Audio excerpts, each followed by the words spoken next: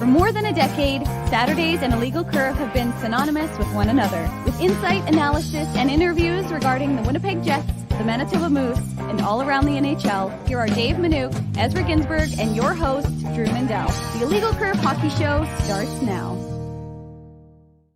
Good morning, Winnipeg. Good morning, Manitoba. For all those joining us live this morning on our YouTube channel and all of our social media platforms, we say good morning, universe, and welcome to the Illegal Curve Hockey Show. For the next couple of hours, Drew Mandel, Dave Manouk, Ezra Ginsburg are here to bring you the latest Winnipeg Jets news, analysis, discussions, talking points, everything under the sun related to the local NHL hockey team. They're in action this afternoon, as you all well know, 2 p.m.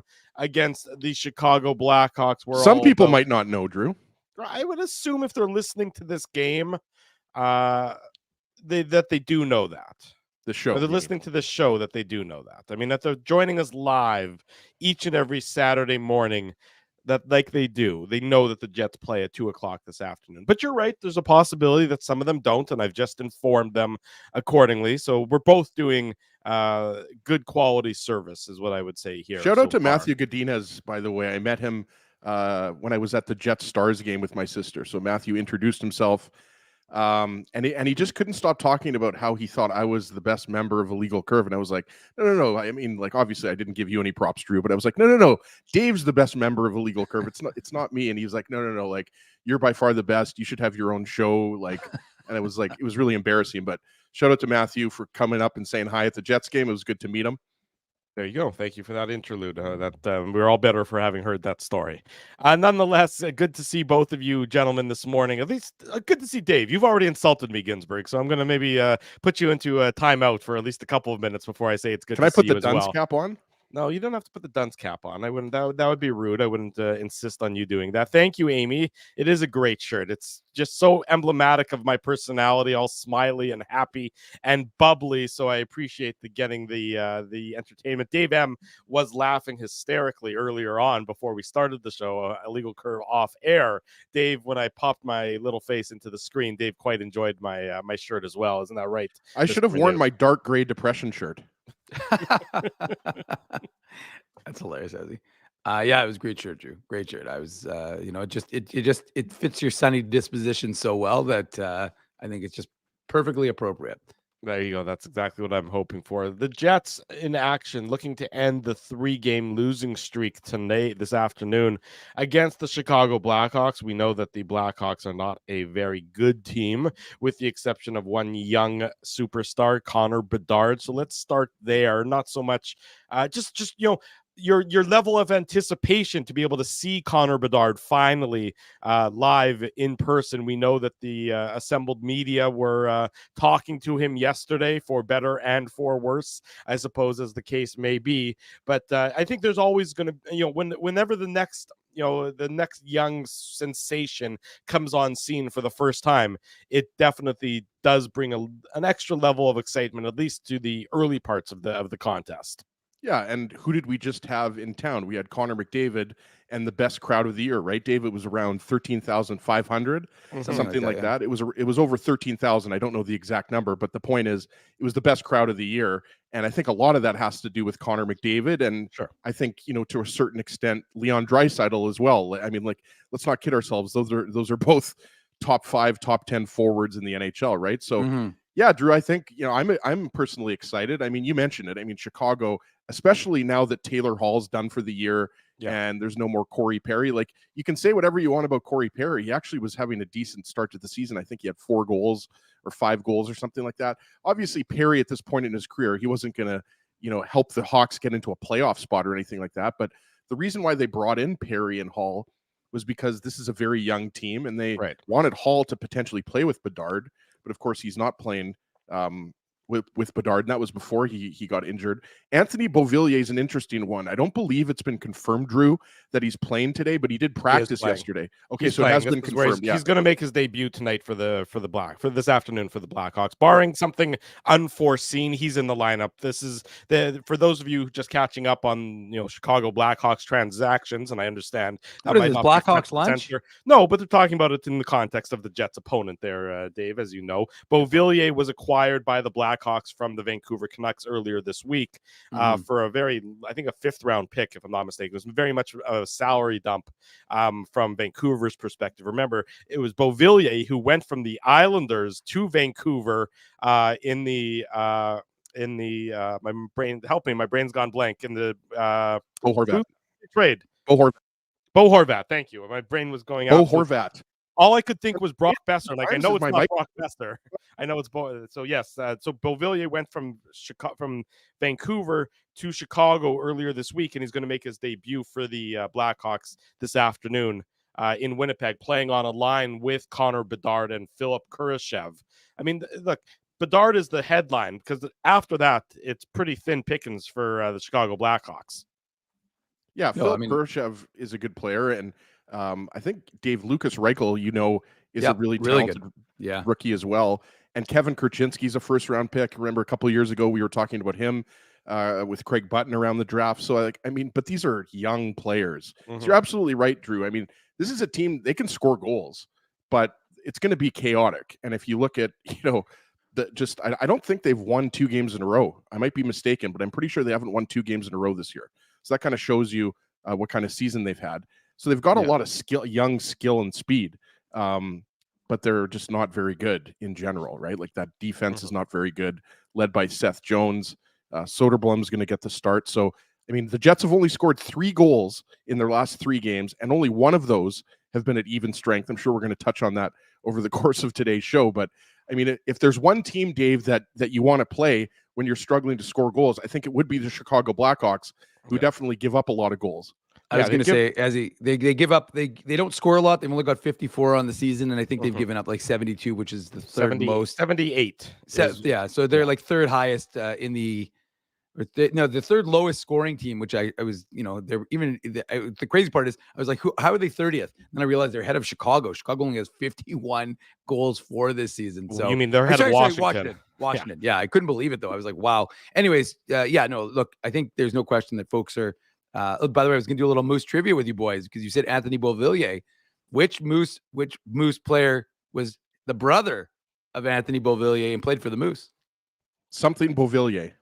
Good answer, Ezzy. I was going to say the chat. Does the chat know the answer? I know Nathan Beaulieu. They're close, Ezzy. They're spelled and pronounced differently, but very close. But I was going to say, I'll let the chat try and catch up on that one. We'll see if the chat knows the brother of Anthony Beauvillier, who played for the Manitoba Moose. But while they're looking that up, I was going to say it's interesting because also Cameron, the answer is no. That's true. But no, what I was going to Terry's not going to play in the NHL again this year, is he? Who knows? I have no idea. I really don't know the substance of it. But Joe from Winnipeg should have known that Joe from Winnipeg would of course Frankie, although it's Francis, but Frankie is probably a fair derivative. But I believe Joe and I believe you, Dave, but that does seem a little bit made up. It does. No, I was thinking the same thing. I'm like, that's not a real player. I've never heard of this person in my life. Francis Beauvillier, guys, come on, you guys know. Oh, Francis. I mean, that's different. That's what I said. I said, well, he went with Frankie, but it's definitely Francis. Anyways. Good trivia, Dave. Thank you. I appreciate that. What I was going to say is that, he was here for 2 years, played just over 50 games for the Manitoba Moose.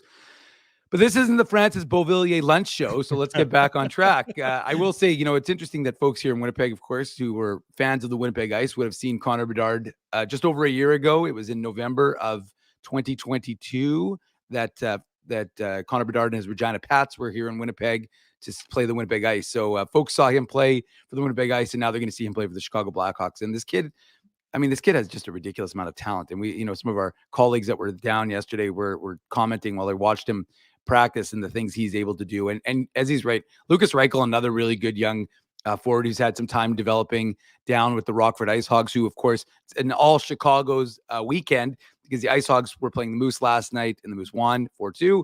We'll get into that a little bit later when Daniel Fink joins us. And then, of course, they're having a rematch on Sunday. So lots of, apparently the press box is full of Chicago folks because some of the media came to cover the team because you get to cover both teams in one shot. So, but Lucas Reichel is a guy who, cut his teeth with Rockford, and now he's getting a chance up with the big club. So, I mean, Chicago's a young team, right? But they don't score a lot, and they give up a lot of goals. And you know what? What do the Jets right now need to do?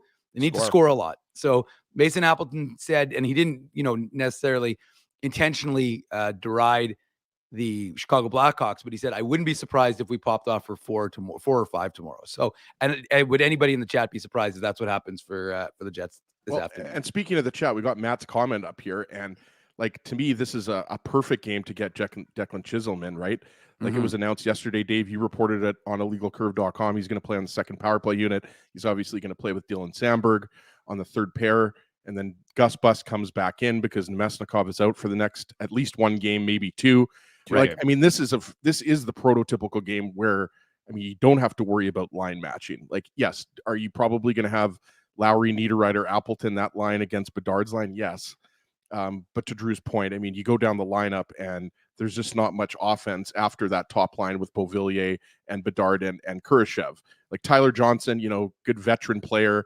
And we talked about Lucas Reichel, and then you've got Taylor Radish on that second line. So, I mean, just go down the lineup. By the time you get down to the second line, like, would that even be the Jets' fourth line, right? Like, and that's where the Jets can expose the Hawks when they can roll 4 lines. And that the Jets are going to want to get on the board early, and they're going to want to score some goals at 5-on-5 because even strength, I mean, starting with that game against Nashville, they've been shut down, right? And obviously Ottinger literally shut them out. But I mean, I'm not going to give a Ginsburg guarantee, boys, but I can't see the Jets not scoring at least 3 or 4 goals today. Well, and look, Drew, sorry, just to quickly interject, because Bob asked if it's Brossoit, and I said I just wanted to let him know it's actually Connor Hellebuck. Rick Bowness announced that yesterday, so that was one of the other moves that was confirmed, was that it will be Connor Hellebuck in net this afternoon. Which maybe means that Brossoit starts against Carolina. I don't know. I'm still inclined to think that they're going to wait, and to be honest with you, I think they're going to. You're right, it's possible, and we don't want to get ahead of ourselves, but I'm inclined to think they go Hellebuck because of the spacing. Yeah, you got Hellebuck on Monday, and then you don't have Hellebuck again till Thursday, which of course fans will be joining us at Boston Pizza on Taylor, and then again you don't play again till Sunday, right? So I mean, they could start him in. They could start Brossoit on Sunday in Anaheim, or they could hold him off, and then there's that back-to-back Tuesday, Wednesday. So you play him against San Jose, and then you give Hellebuck the Kings. Yeah, I agree. I mean, you want to get Laurent Brossoit another game soon, but you also need to, end this losing streak you're on, because the Jets, for the first time this year, have lost 3 games in a row. And so you don't want that to snowball any further. And this is the sort of easiest of the next few games that you have, certainly the easiest of the games you have at home on this homestand with Carolina, and then heading to Denver to face the Avalanche next Thursday. We'll be at Boston Pizza, as Dave said, for that. Look, the Jets should be able to expose the Chicago Blackhawks. It's just that simple. The Blackhawks, I mean, they don't have NHL talent, on their roster, I would say, beyond a handful of players. A lot of, and especially with no Taylor Hall and Corey Perry. Like, right. I know I keep bringing that up, but like, Taylor Hall was brought in to play with Bedard, and regardless if he was playing with Bedard, he is a bona fide NHL player. He's done for the year. Corey Perry, he's gone. And to your point, Drew, I mean, aside from Tyler Johnson, who's a well-known NHL player, I don't think most hockey fans, I'm not joking, could name like 5 forwards. You got Nick Foligno, okay. Jason Dickinson, he's second on the team in scoring. He's centering the third line, I believe. Boris Kachuk's a good player. Mackenzie Entwistle, he's on the fourth line. That fourth line actually is a hardworking fourth line with Ryan Donato and Boris Kachuk. Like, if you look at their possession, that fourth line is actually very good when it comes to expected goals. But they just aren't. Look, their power play is, I think, 3rd worst in the league. Their penalty kill is kind of middle of the pack I was looking at. But Dave mentioned it, right? Like, they don't score a lot and they give up a lot. And Soderblom isn't exactly, Marty Brodeur in net there. So, yes, on paper, this should be an easy win for the Jets. And I'm not saying they're going to take them lightly, but you're absolutely right, Drew. So far, the Jets this year have done a good job of beating the teams that they should beat. And so today's no different.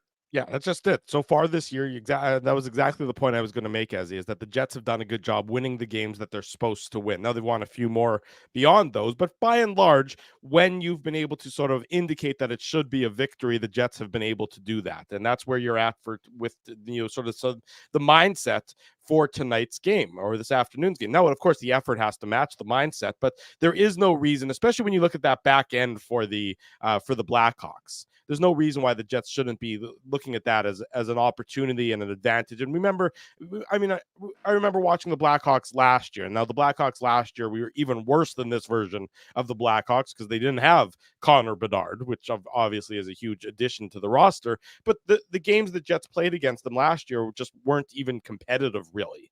The Blackhawks just weren't able to move the puck for the most part. They weren't able to get the puck out of their own zone. They weren't able to stymie the Winnipeg Jets. Now, of course, like I said, you have to match that effort again, but there's no reason, especially if the Jets, if you believe the words that they uttered yesterday after practice, that they feel as though that they left points on the table against the Edmonton Oilers. You're up 1-0 into the last 6-7 minutes of the game, and you lose 3-1. That's got to leave a little bit of a bitterness in your mouth, Dave. So the Jets need to go out and they need to sort of jump on the Blackhawks early, I would argue, in this game. And the Jets have not been fast starters necessarily this season. A lot of their games, in fact, have been sort of feeling out process in the first period, but this would be an opportunity, I think, to get off to a good start today against the Blackhawks, which will leave you feeling good for the remainder of the contest, Dave. Yeah, and look, Rick Bowness spoke about it yesterday from the Matt Frost Media Center, and he said, look, every team is going to go through a losing streak and going to have these situations where, guys, we've saw Kyle Connor, who's been finishing everything. I mean, he had a lot of great A's last game. He didn't finish them. He made Stuart Skinner look like Marty Brodeur. What is this, devil's lunch? But the point is that I think it's a, you're going to have that, and you have Ehlers hitting the post, and there's a lot of guys who just aren't getting the luck right now. And as he touched on it, you have one even strength goal in the last 3, right? So it's not a good feeling right now in the sense that these guys aren't scoring at 5-on-5, and their 5-on-5 play since really the Devils and Buffalo series, that back-to-back against those two teams, even though they picked up wins, that the play has fallen off. And Rick Bowness was asked about the fall off in possession and expected goals, and he said, yeah, we've definitely noticed it. We're not playing. Yes, we would like to possess the puck more. Yeah, exactly. No, we're actually fine. We're fine losing faceoffs. We're fine not possessing the puck as long as Connor Hellebuck makes every stop. But it's one of those things that you can definitely see that there's been a bit of a fall, and in the sense that, like I said, Kyle Connor was on a historic pace. You had a lot of guys producing, and now you've had a little slowdown in that regard. So this could be the exact thing that you need to break the dam open and have a good feeling again in that room. And look, it doesn't take a lot to get these guys fired up and rolling. And I think we haven't seen, and again, that's one of the things we have to focus on with this Jets club so far this year is, can they stymie something like this? Can they arrest a bit of a fall? And you had tough opponents that you just faced. I mean, Edmonton, for all the people maligning them, Edmonton feels good about their game. They beat Vegas. They've turned things around to a certain degree. People Dallas have forgotten, Dave, that before the season started, a lot of people were picking the Oilers to win the Stanley Cup. Just go back and read some previews. You're absolutely right. So nobody was expecting that type of start, like the first 10, 12 games of the season, whatever it was before Jay Woodcroft was fired. I think it was more like 15 actually. But you're absolutely right. I mean, and like you said, Edmonton came into that game having won 3 in a row. Obviously, it's now 4 in a row. So don't take anything away from Edmonton, because Connor McDavid is now playing like Connor McDavid. So you're right. I think the Jets still, look, they could have easily had a point in the Edmonton game.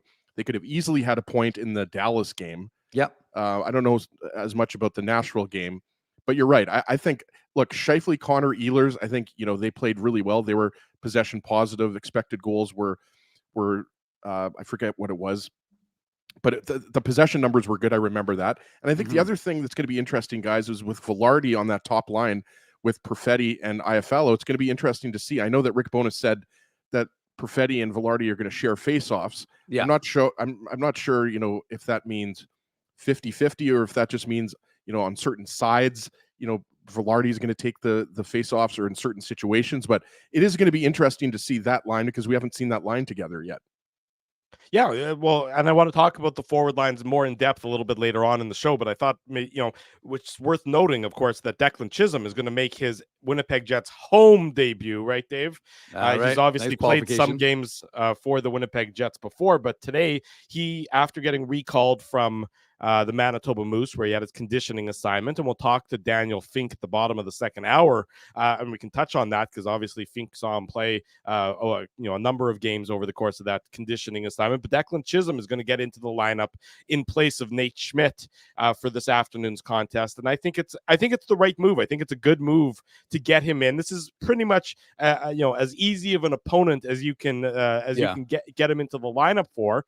And there's an opportunity for him to maybe show off and give a little bit of a boost, I think, to that second power play unit. Because, even though he's such a young player at the NHL level, he's got a significant number of Moose games behind him and AHL level games behind him. But we know how offensively inclined he is. And you heard Rick Bowness talk about it in his comments the last couple of days. He wants to see more from the Jets defensemen. And so how are you going to get more? Well, Nate Schmidt hasn't been able to do it so far this year. So maybe it's Declan Chism's time, Dave. Well, when you look at the numbers, they don't lie, right? 6 shots by the defense versus the Oilers had over 30. I mean, that's shot attempts. 6 shot attempts, and the Oilers had over 30. I mean, it's not good enough. And they think they have 10 goals. Brendan Dillon, of course, the Bobby Orr of the back end, but they do have 10 goals, I think, this season from the back end. But which is around that 40-ish pace, which is usually what Rick Bowness wants it to be in. But I mean, at the same time, you just have to be aware of the fact that Declan Chism, this is the perfect game for him. It really is. I mean, first of all, he's played half these guys when they were in Rockford, but I mean, it's been 23 months. And I thought it was just interesting because he and Dylan Samberg, of course, made their NHL debuts in Detroit that January of 2022 together. And now, like I said, it's almost 2 years later when he's getting into he played in St. Louis one more game after that road trip, hasn't played an NHL game since. So 23 months between games. And it was interesting because Samberg yesterday 2 days ago, played in his 100th NHL game. So I thought what a interesting, exactly. Difference of and you attended your 1400th Moose game. I did. That's a good point, Des. They put him on the Jumbotron and saluted him. But anyways, the point is that, Declan Chism is a really interesting case. And I think he's exactly what this Jets team needs. He's an offensive defenseman. Mm-hmm. His defense has been better, and he's a confident defenseman. And that conditioning assignment, like, it would have made no sense to me to send him on that conditioning assignment, play him. He ended up playing 6 out of the 7 games that he was down with the Moose for 2 weeks for, because he was ill for one of them. I think it was actually the Wednesday in Rockford. But the fact is that he's feeling good about his game again. I talked to Mark Morrison, the Moose head coach, about him a couple days ago, just what it meant to have him back with them. And he just said he needed to be playing games again. And so as soon as you get him feeling confident about his game, and now he's going to be feeling confident about his game, because if you threw him into a game now, because of course we know the Jets didn't want to lose him on waivers, but if you threw him into the game cold, having not played since the preseason, would have, in my mind, been disastrous, because practice is great, but it's not going to replicate a game, even at the AHL level. But now you put him in a position for success for 2 reasons. One, because he has that conditioning assignment under his belt. But more importantly, as you've touched on, Drew, he's going against the Chicago Blackhawks, who are, of all the opponents that you're going to face, you don't want to throw him against Dallas. You don't want to throw him against Edmonton. Right. Put him against Chicago. Let him gain some confidence. And like you just said, hopefully he gets that second power play unit going, because he's a very offensively minded guy. He can get that puck through, and he's a very good skater. And I think folks are going to see what this kid can do, and if he's given that sort of that opportunity. I do think we should pump the brakes a little bit in terms of, like, yes, he's an offensive minded defenseman. And I'm not saying that Drew or Dave is saying this, or anybody in the chat or watching is saying this, but I wouldn't expect him to come in and look like Scott Niedermayer, right? Like, and I think, the lack of offense from Nate Schmidt, I think a lot of people would agree. I mean, the numbers, the analytics and the eye test, I think, match up on this one. I mean, the reason why Schmidt and Samberg have been so good is because of how simple their game is. Like, and I think that's what you want a lot of the time out of your third pair. Simple is not bad. Like, simple doesn't mean that you're not able to do more. I just think, like, sometimes when Nate Schmidt cheats a little bit, right, Dave, or pinches, or just tries to do too much, he gets in trouble sometimes. He turns the puck over. And, he plays on the second power play unit. Yes, so Drew's right. Chisholm will get that opportunity. But all I'm saying is, I think, you have to pump the brakes. For him, he's going to be nervous. I'm not saying he's not going to do well, just saying, like, I don't think our expectations should be that, you know, Chism's going to score a goal on the power play, or No, of you know, course. he's going to score 2 points or anything like that. I think, you know, you have to take baby steps here. It's a good opportunity for him. And I think, you know, this is part of, you know, a larger defensive picture here with Logan Stanley not really being impressive in the lineup. And then you have Ville Heinola coming back in 3 or 4 weeks.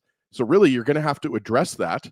And, you know, this is a great opportunity for Declan Chism, whether it's just a one-off game or, you know, maybe he plays against Carolina if things go well. But I don't necessarily know, Dave, that, you know, what he does in this game is going to necessarily cement his place in the roster, because, you know, they're not going to want to have Nate Schmidt sitting in the press box for too long. Well, but why not? I mean, Nate Schmidt has had 20 games of an opportunity to cement that job. Right, and him and Dylan position. Sandberg were number one in terms of expected goals versus expected goals against. So right, but Nate Schmidt's been good. He's been fine. Well, I mean, I wonder how much of that is Nate Schmidt and how much of that is Dylan Sandberg, is what I think the Jets coaching staff is probably thinking, is that what they want from Nate Schmidt isn't what he was necessarily delivering, and that they might still be able to get the same or better from that pairing of Schmidt, of Sandberg and now Chism for today's game, and maybe get some more offensive upside. I think that's what the mindset probably is not that, you know, defensively that they were poor, because they weren't, because, you know, and we know those numbers and how good they've been at neutralizing the opponents that they faced, but that they want to see if they can keep the defensive numbers where they were and add some offense to the picture. That's what I think they're looking for. Yeah, and Chism and Sandberg have some time together in the AHL, so they have that familiarity, and Chism's going to play on the right side in that pairing. So, I mean, look, I think Ezzy's right, though. I mean, you know, you have to always be cautious and not put too much on a young player. And that's one of the things we're going to have to see. But I think, again, if there's an opportunity for him I think they'll probably keep Morrissey out against Bedard. But I just think that Chism is going to get an opportunity to show off what he can do, which is skate like hell. And I mean, again, he's one of the best defensive skaters in the organization, in my mind. Or he's probably one of the best skaters, period, I should say. And again, like I said, he brings a level of offense and he can make a great first pass. So if he can play with the confidence that he's displayed throughout the course of being an AHL All-Star and just one of the best players for the Manitoba Moose, it'll serve him in good stead. And maybe, to Drew's point, because I think, and as he brought up Heinola, you have to always factor in that in. And I know we're going to have to break right away, but you want to see what can Declan Chism do and give him a couple of games to kind of establish how valuable is this player. Because look, Heinola is definitely going to the Moose. There's no question about it. And he'll condition with the Moose for, my guess is, 3 weeks, 2 to 4 weeks at least, to get his conditioning up. So my guess is you're not seeing Heinola, even if he's ready. And remember, we don't even think he's skating yet. So Heinola is not until a 2024 decision anyways. But I think you as an organization want to say, okay, we're protecting this guy. We've kept him up on the roster. We've put it at the peril of putting other guys on waivers. What do we have here at the NHL level? And you're not going to get that from one game. So you really need to get Chisholm into, I would say, half a dozen games and then see what you've got. And then you can make a decision organizationally. And now you have that opportunity if you so choose, because as you said, Dave, Schmidt hasn't earned the job. Stanley hasn't earned the job. Maybe Chism gets a run with it starting, the beginning of December. And then you can sort of see what you got in the back of the mind, knowing that you also have Ville Heinola potentially also entering into the picture 6 weeks from now, or however long it takes for him to get back on ice and then playing some games with the Moose. Because I think you're right that anyone expecting Ville Heinola back in the next month is probably way too soon. You're probably looking at this point, I would suggest, probably closer to the middle to end of January rather than any time before that. So Declan Chism has an opportunity, and it starts today. And now he's got to be simple, but at the same time, you also want to see him flash some of that offensive upside that the Jets know, or at least the skating ability that everyone knows he possesses. Let's head to break for the first time this morning. When we come back, our good friend from the Winnipeg Free Press, Mike McIntyre, is going to join us. It's a Saturday morning. It's a Winnipeg Jets game day. Drew Mandel, Dave Minuk, Ezra Ginsburg with you. Much more to come. We're live. This is the Illegal Curve Hockey Show. Keeping Winnipeg laughing for over 30 years. Rumors, Canada's longest-running comedy club, bringing you the biggest laughs from the best comedians on the planet. Jerry Seinfeld, Chris Rock, Jon Stewart, Dennis Miller, Brad Garrett, the greats, and all the up-and-comers too. When was the last time you laughed out loud? Make it a great night out with friends, or book your office or birthday party. Even a fundraising event at Rumors. Get all the details and dates on upcoming shows at rumorscomedyclub.com. Whoa, Ezzy, everything okay? You look stressed. Of course I'm stressed. We're moving, the house is upside down, the kids failed miserably at packing the fine china, and my life is in chaos. Chaos! Yes, that does sound like a problem. What am I going to do? Ezzy, relax. Rolly's Transfer Moving and Storage is the answer. With 60 years of experience in moving Manitobans and a track record of exemplary customer service, one call to Rolly's and your stress is gone. No job is too big or too small. Just visit Rollies.com and they will take it from there. Thanks, Dave, and thank you, Rollies Transfer Moving and Storage, online at Rollies.com. Hey, Drew. Ezzy, whoa, what a smile! Yeah, I got my crowns done at Linden Market Dental Center, and they whitened my teeth. I see. They're so bright that every time I smile, they go, "We have hockey tonight. Do you have a mouth guard to protect those pearly whites?" "I sure do." Whoa, they even ting through the mouth guard. Linden Market Dental Center covers all your dental needs from restorative to cosmetic dentistry and will fit you with a sports guard for that active lifestyle. 877 Waverly. See lindenmarketdental.com. Boston Pizza harnessed Betalytics to test if the game is better at home or at Boston Pizza. The results are irrefutable. Catch the game at Boston Pizza, powered by Betalytics. So you're a pizza person, you married a wing person, but somehow your kids are salad people. You can't pick your fam, but you can pick your BP meal deal, starting from $18.99 for takeout or delivery at bostonpizza.com. We did it again! You're on fire, man. There's power in a handshake after a great game or great deal. It shows professionalism and respect. Two qualities Zappia Group Realty take pride in. You don't build a business where 95% of your clients are referred by others without honesty, integrity, and total dedication to client satisfaction. To sell your home for more in less time, shake hands with Frank and Mauro Zappia of Zappia Group Realty. Get started at zappiagroup.com.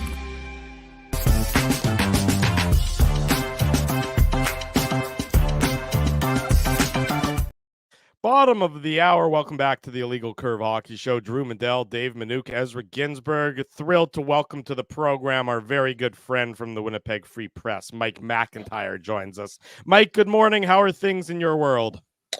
Things are terrific, fellas. Seems like I was just on with you, but then I look back. I mean, it's all the way back, like before training camp, I think, in September. Yeah. Time flies when you're having fun, and I know you guys have a lot of fun, and I always have fun when I join you. That or your experience or your time spent with the Legal Curve leaves such a negative imprint. It seems like it's a burden on you for months after the fact. You raised a good point. I won't discount that. Thank you, Mike. I appreciate that. Anyways, good to see you on this Saturday morning and the afternoon contest for the Winnipeg Jets against the Chicago Blackhawks. You know, Mike, I'm a big college football fan, and you know, every now and then in the course of a college football season, when a team is struggling, they tend to face another team often at a lower level than they are, right. And it's called a get right game. You don't obviously want to discount any opponent at the NHL level, but boy, doesn't this seem like it could be a quote-unquote get right game for the Winnipeg Jets, given the struggles of the Chicago Blackhawks this season. Well, it does feel like an important one, because you look at who the Jets face their next two games, right. The Carolina Hurricanes.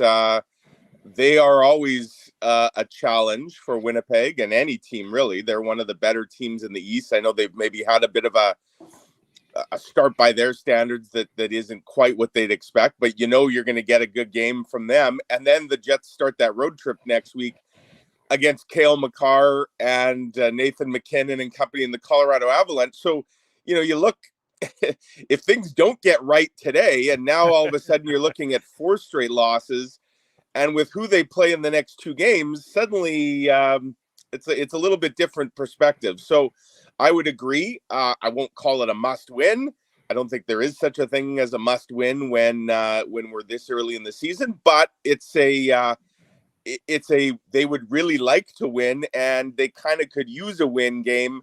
Of course, the Blackhawks, I mean, they're a team in a very different place in that they're rebuilding and nobody's expecting much of them this year. They're probably not all that happy with the state of their game either. I know they lost pretty handily the other night in Detroit. But yeah, on paper, this would appear to be a mismatch. Will it play out that way on the ice? Well, that's one of the beauties of this sport. Anything can happen. But if you're the Jets, and specifically, guys, I'm looking at the fact they've scored just 1 5-on-5 goal over the last 3 games, just 3 goals in total. This is a team that I think we'd all agree shouldn't have any real issue scoring goals. Suddenly they have for the last few games. You look at the Blackhawks, I think Arvid Soderblom is going to start in net today. That you look at the blue line, there's a lot of who's that guy, who's this guy. It's a chance for sure if things go well to get a lot of things going in the right direction, including maybe the offensive attack. Mike, change is in the air this afternoon with Declan Chism coming in for Nate Schmidt. And as you know, and obviously Vlad Nemesnikov's not going to play this afternoon. Gabe Vilardi is going to go up to that second line where we thought there was a good chance that he would be in the top 6, after his first game or his first couple games, right? So you got Cole Perfetti and Gabe Vilardi and Alex Iafallo on that second line, which means Gus Bus comes back in. What are realistic expectations, in your opinion, for Declan Chism? Obviously, this is a great opportunity for him. Nate Schmidt has been a healthy scratch in favor of Logan Stanley. And also, this is the first time we're going to see Chism at home playing for the Winnipeg Jets.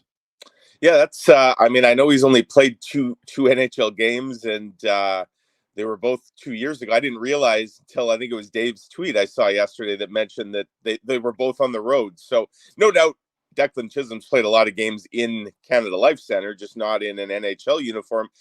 And guys, you look like what an interesting decision. Again, this is going to be the 3rd healthy scratch for Nate Schmidt, a very expensive healthy scratch. Next to Josh Morrissey, he's the highest paid defenseman on the team, and he's going to be in the press box now for a 3rd time already. And, if you're Declan Chism, this is certainly a great opportunity to show what you can do. And, Nate Schmidt, for sure, there, that pairing with Dylan Samberg, I think there was some underlying metrics that suggested they were actually pretty solid, really solid at times. But I think for Nate Schmidt, they wanted a little bit of offense from him. Rick Bowness just talked the other day about needing to get more from the blue line. Obviously, he's not referring to Josh Morrissey, but trying to get the blue line more involved. Nate Schmidt just had 1 assist in 20 games, and he's on the second power play unit. I know they don't get the same amount of time or the same volume of reps as the top power play unit, but with just 1 assist, Declan Chism's going to get a chance now on that power play, and it'll be interesting to see if we know he can do great things with the Moose on the power play. This will be his chance now to be on an NHL power play, and obviously if you're the Jets, you'd like to see that start to heat up a bit because it really has been a factor in several games. Clearly he hasn't played a whole lot this year. He had that conditioning stint for sure. So I don't know if we can have massive expectations, but it's a great chance for him. And if you're Declan Chism, what you want to do today is play well enough that Rick Bowness says, you know what, I'm going to leave things just as they are on Monday. And you go from there, right? You take it 1 game at a time. And so I'm sure Declan Chism is treating this as a chance to not only show what he can do, but prove that he can stick and make the decision a real tough one for Rick Bowness. Saturday morning, you're watching the Illegal Curve Hockey Show. Mike McIntyre, the Winnipeg Free Press, is our guest, talking about the Jets and the Blackhawks. Reminder, after the game, later on this afternoon, just before 5 o'clock, it is the Illegal Curve post-game show. Mike, one of the things that with the injury to Vlad Nemesnikov, who got tangled up with Darnell Nurse on Thursday and is going to miss today's game and possibly Monday, according to Rick Bowness, we're going to see a hybrid center on that second line. We're going to see Gabe Vilardi and Cole Perfetti, and we're not certain who's going to start there, but it sounds like strong side faceoffs. And we saw How much? Yeah, like Mike, how are they going to take the face off at the same time? Like they each just hold like choke up on the stick, or? Well, I'll tell you what, the Jets won 29% against the. They could have used two guys at a time in the dot, because one guy was not cutting it, given how much the Oilers absolutely schooled them in the dot.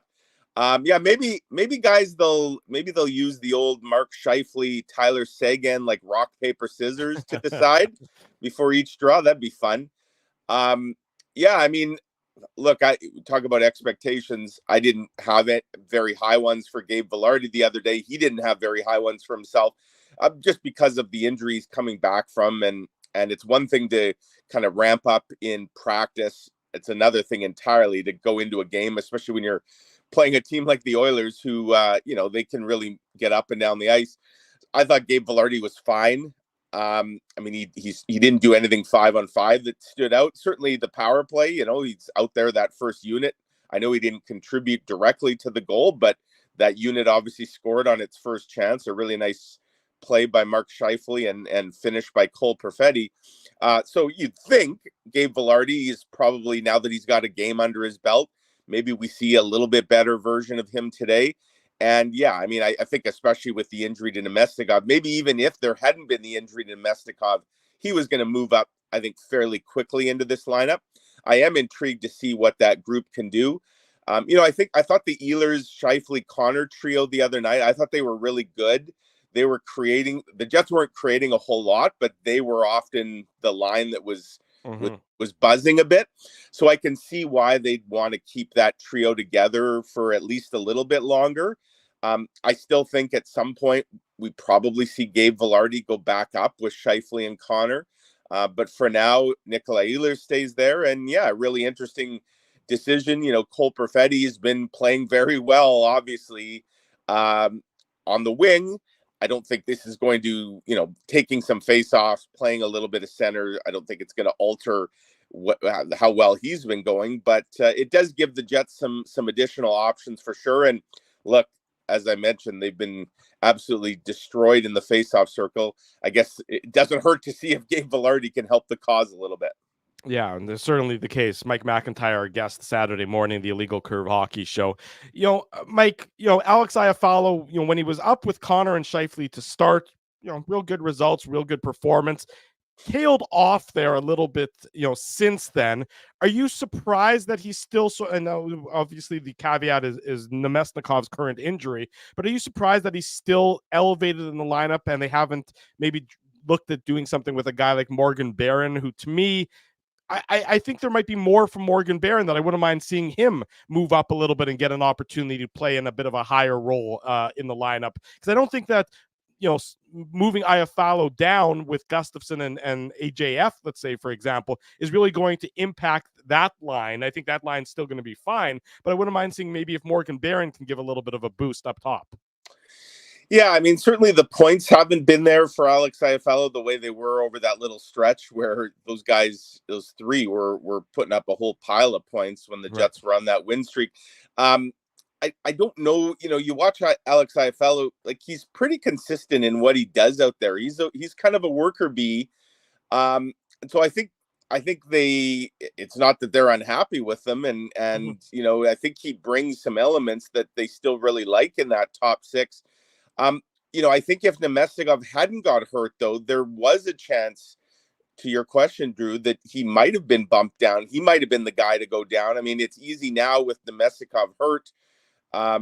Someone's got to stay up there. But when Nemestikov comes back, I do wonder, because, again, I think they really like what Nemestikov and Perfetti have done together and Ehlers when he was with them. I wonder if we might see that. And then, I mean, you might now be talking about a fourth line once Nemestikov's back of something like Iafallo, Barron, and Gustafsson, and maybe Kapari when he gets back. And, suddenly that's a fourth line that certainly doesn't look like a fourth line on paper. So the key is obviously trying to remain healthy here, and the Jets are a little banged up now. But, I agree. I thought Morgan Barron, again, was really good the other day. He's kind of like Alex Iafallo in that he always gives that honest effort. You know what you have with him. So I think the Jets do have options that they could potentially look to move up or down if the need requires. Bottom line is they got to get this whole lineup kind of going in the right direction, because as we mentioned, the offense, for whatever reason, has kind of dried up as of late. Now, is it just a run of hot goaltenders? UC Saros was really good last week. Jake Ottinger obviously was really good the other night in the shutout victory. And I thought Stuart Skinner played a great game. But that being said, I don't know that the Jets tested him nearly as much as you'd like on a goalie and a team that had given up a lot coming in. So maybe that run ends today. To your earlier question, this does feel like one of those get-right games for sure. So, Mike, I always thought that Evander Holyfield was the real deal, but in today's dump and chase column, which I've got right here, you can see it.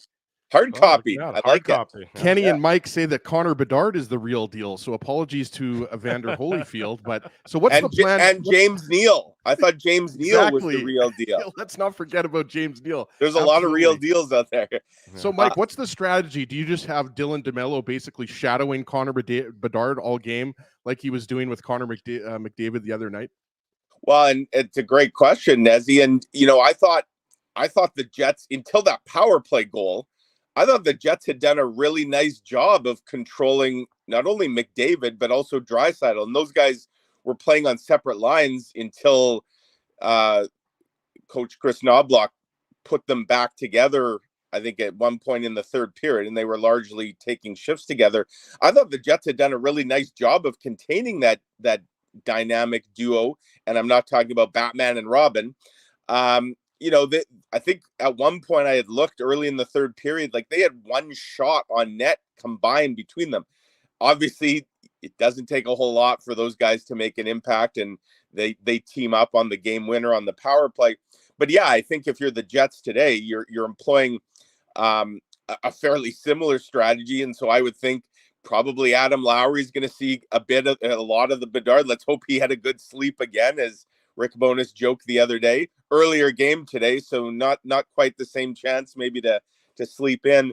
And for sure, Morrissey, DeMello, they're going to get an eyeful of them, of Bedard. I guess the big difference, though, between Chicago and Edmonton, like they have Bedard for sure, but there's quite a drop-off after one player, right? And It's even more dynamic now with like Taylor Hall injured, obviously the Corey Perry situation. Like this is a team, I was looking last night, not only does Connor Bedard lead the team in scoring, he's got a 6-point lead on the next highest scorer on his team.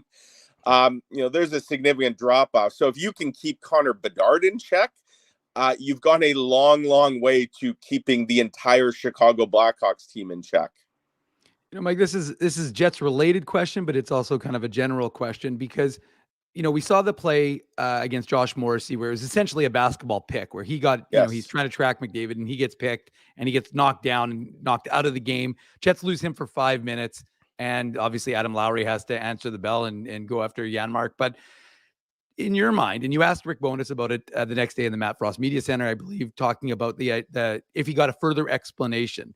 Do you think it's time in the NHL that there's some higher level of accountability for referees? Because, there's so many times, and we talked about it after the postgame show, not from like with a homer lens on it or anything like that, just the idea that if you have an additional official on the ice and they're watching the play where the puck is, and they are missing things that are, again, hockey's a fast game, but that's the reason why you have an extra one.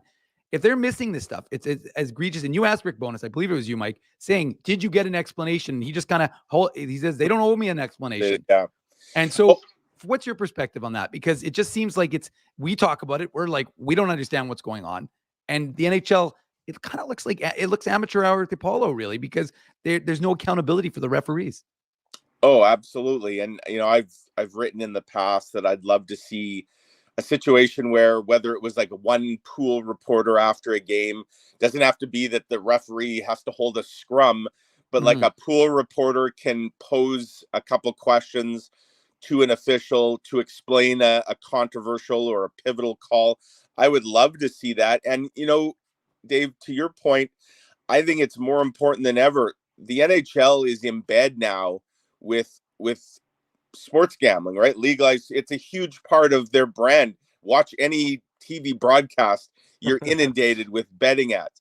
So if you want to be taken seriously and you want people to potentially put money down on your product, and not in the traditional way of buying tickets to a game, you want people to wager, you better be as transparent as humanly possible. And that goes for everything from injuries.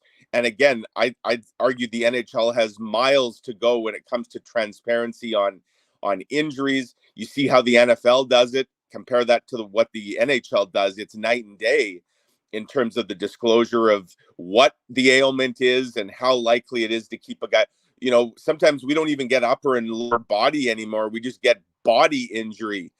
But I would agree the same thing when it comes to officiating, that when there's a call or a non-call that is potentially a turning point in a game. And I go back to, last year, the Garrett Rank non-call on the maskless Connor Hellebuck, that, and again, this isn't a homer take. I look around the NHL, I watch a lot of hockey. You can find an example almost every night in another game. I don't know if you guys saw it the other day. Garnet Hathaway of the Flyers. John Tortorella was unhappy. Well, and he should be. It was a 5-minute boarding penalty. I've never seen a boarding penalty given out when the guy wasn't even hit into the boards. It was near the boards, sure, because there's boards around a hockey rink. I don't even think it should have been a 2-minute minor, let alone a major, and to call it boarding. Again, that would be one. And the crazy one about that is that was actually reviewed because it was a major. It was reviewed and upheld, which is just mind-boggling. So, yeah, I agree 100%.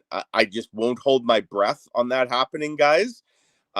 Certainly not under Gary Bettman's watch, because I think there's always been that air of, we don't have to answer quite. We know best. How dare you question? These are the best officials in the world, blah, blah, blah, blah, blah. Gary Bettman's actually, Mike, working on putting digital ads on the referees as they're skating around the ice. Anything that makes money. Nothing would surprise me anymore. No. But, yeah, I'd like to see it. I just won't hold my breath waiting for it to happen. I'd agree with you there, Mike. Big picture when you look at this Winnipeg Jets team through the first quarter of the season. Right now they're in a playoff spot, albeit, a little bit of a slump with the losing 3 in a row. But before that, we know how great they'd been playing. We know how many points they racked up, and if you were to ask people, observers, you'd say, the Jets probably should have enough offense. There's no reason why they would need to go out and acquire enough. But then if you look at some of the metrics, the advanced stats that get published maybe on a weekly basis, or that you can delve deeper into on a weekly basis, it says the Jets are plus defensively, but actually struggling on the offensive side of things. I mean, sort of a two-part question. I mean, one, it's that, it's that concept of the Jets being plus defensively and minus offensively is hard to comprehend here in Winnipeg. And then second of all, is that your area that you would be targeting if you were Kevin Cheveldayoff, looking for an upgrade, is more offense, be it from the back end or internally up front? Well, and I think, yes, I think that is a part of it, but I would think the back end might be more of a priority. And again, it goes to what's happening in the lineup today. And, Nate Schmidt being a healthy scratch for a third time. I think when you look at the Jets, that right side and potentially an upgrade there, I mean, sure, maybe Declan Chism, maybe Ville Heinola. And again, we don't know what this team might have looked like had Ville not broken his ankle. Would we be talking about him about to play his 23rd straight game tonight for the Jets? I think that's probably unlikely, because that would mean arguably 23 healthy scratches for Nate Schmidt. But I do think we might have seen a little more of Ville Heinola, and he's a guy that can bring some offense from the back end, which is something Rick Bowness has talked about wanting more of. And I think it's hard to judge entirely what this group is capable of offensively when a top 6 player, the prize return for Pierre-Luc Dubois, has only played now 4 games, I guess. Yeah, I don't even view it as 4 games. I view it as 2 games, guys, because his 3rd game, he lasted a couple of shifts. And again, the other day, I just view that as getting his feet wet. Like we have not seen what Gabe Vilardi can bring to this lineup. We've seen what Alex Iafallo can do. We've seen, I guess, some flashes of Rasmus Kapari, but he was never going to be a guy that puts up big points. He's a bottom sixer. But, give it a couple weeks, I say, and get Gabe Vilardi up to speed. See if he can spark the power play, because that's been a real sore spot for this team.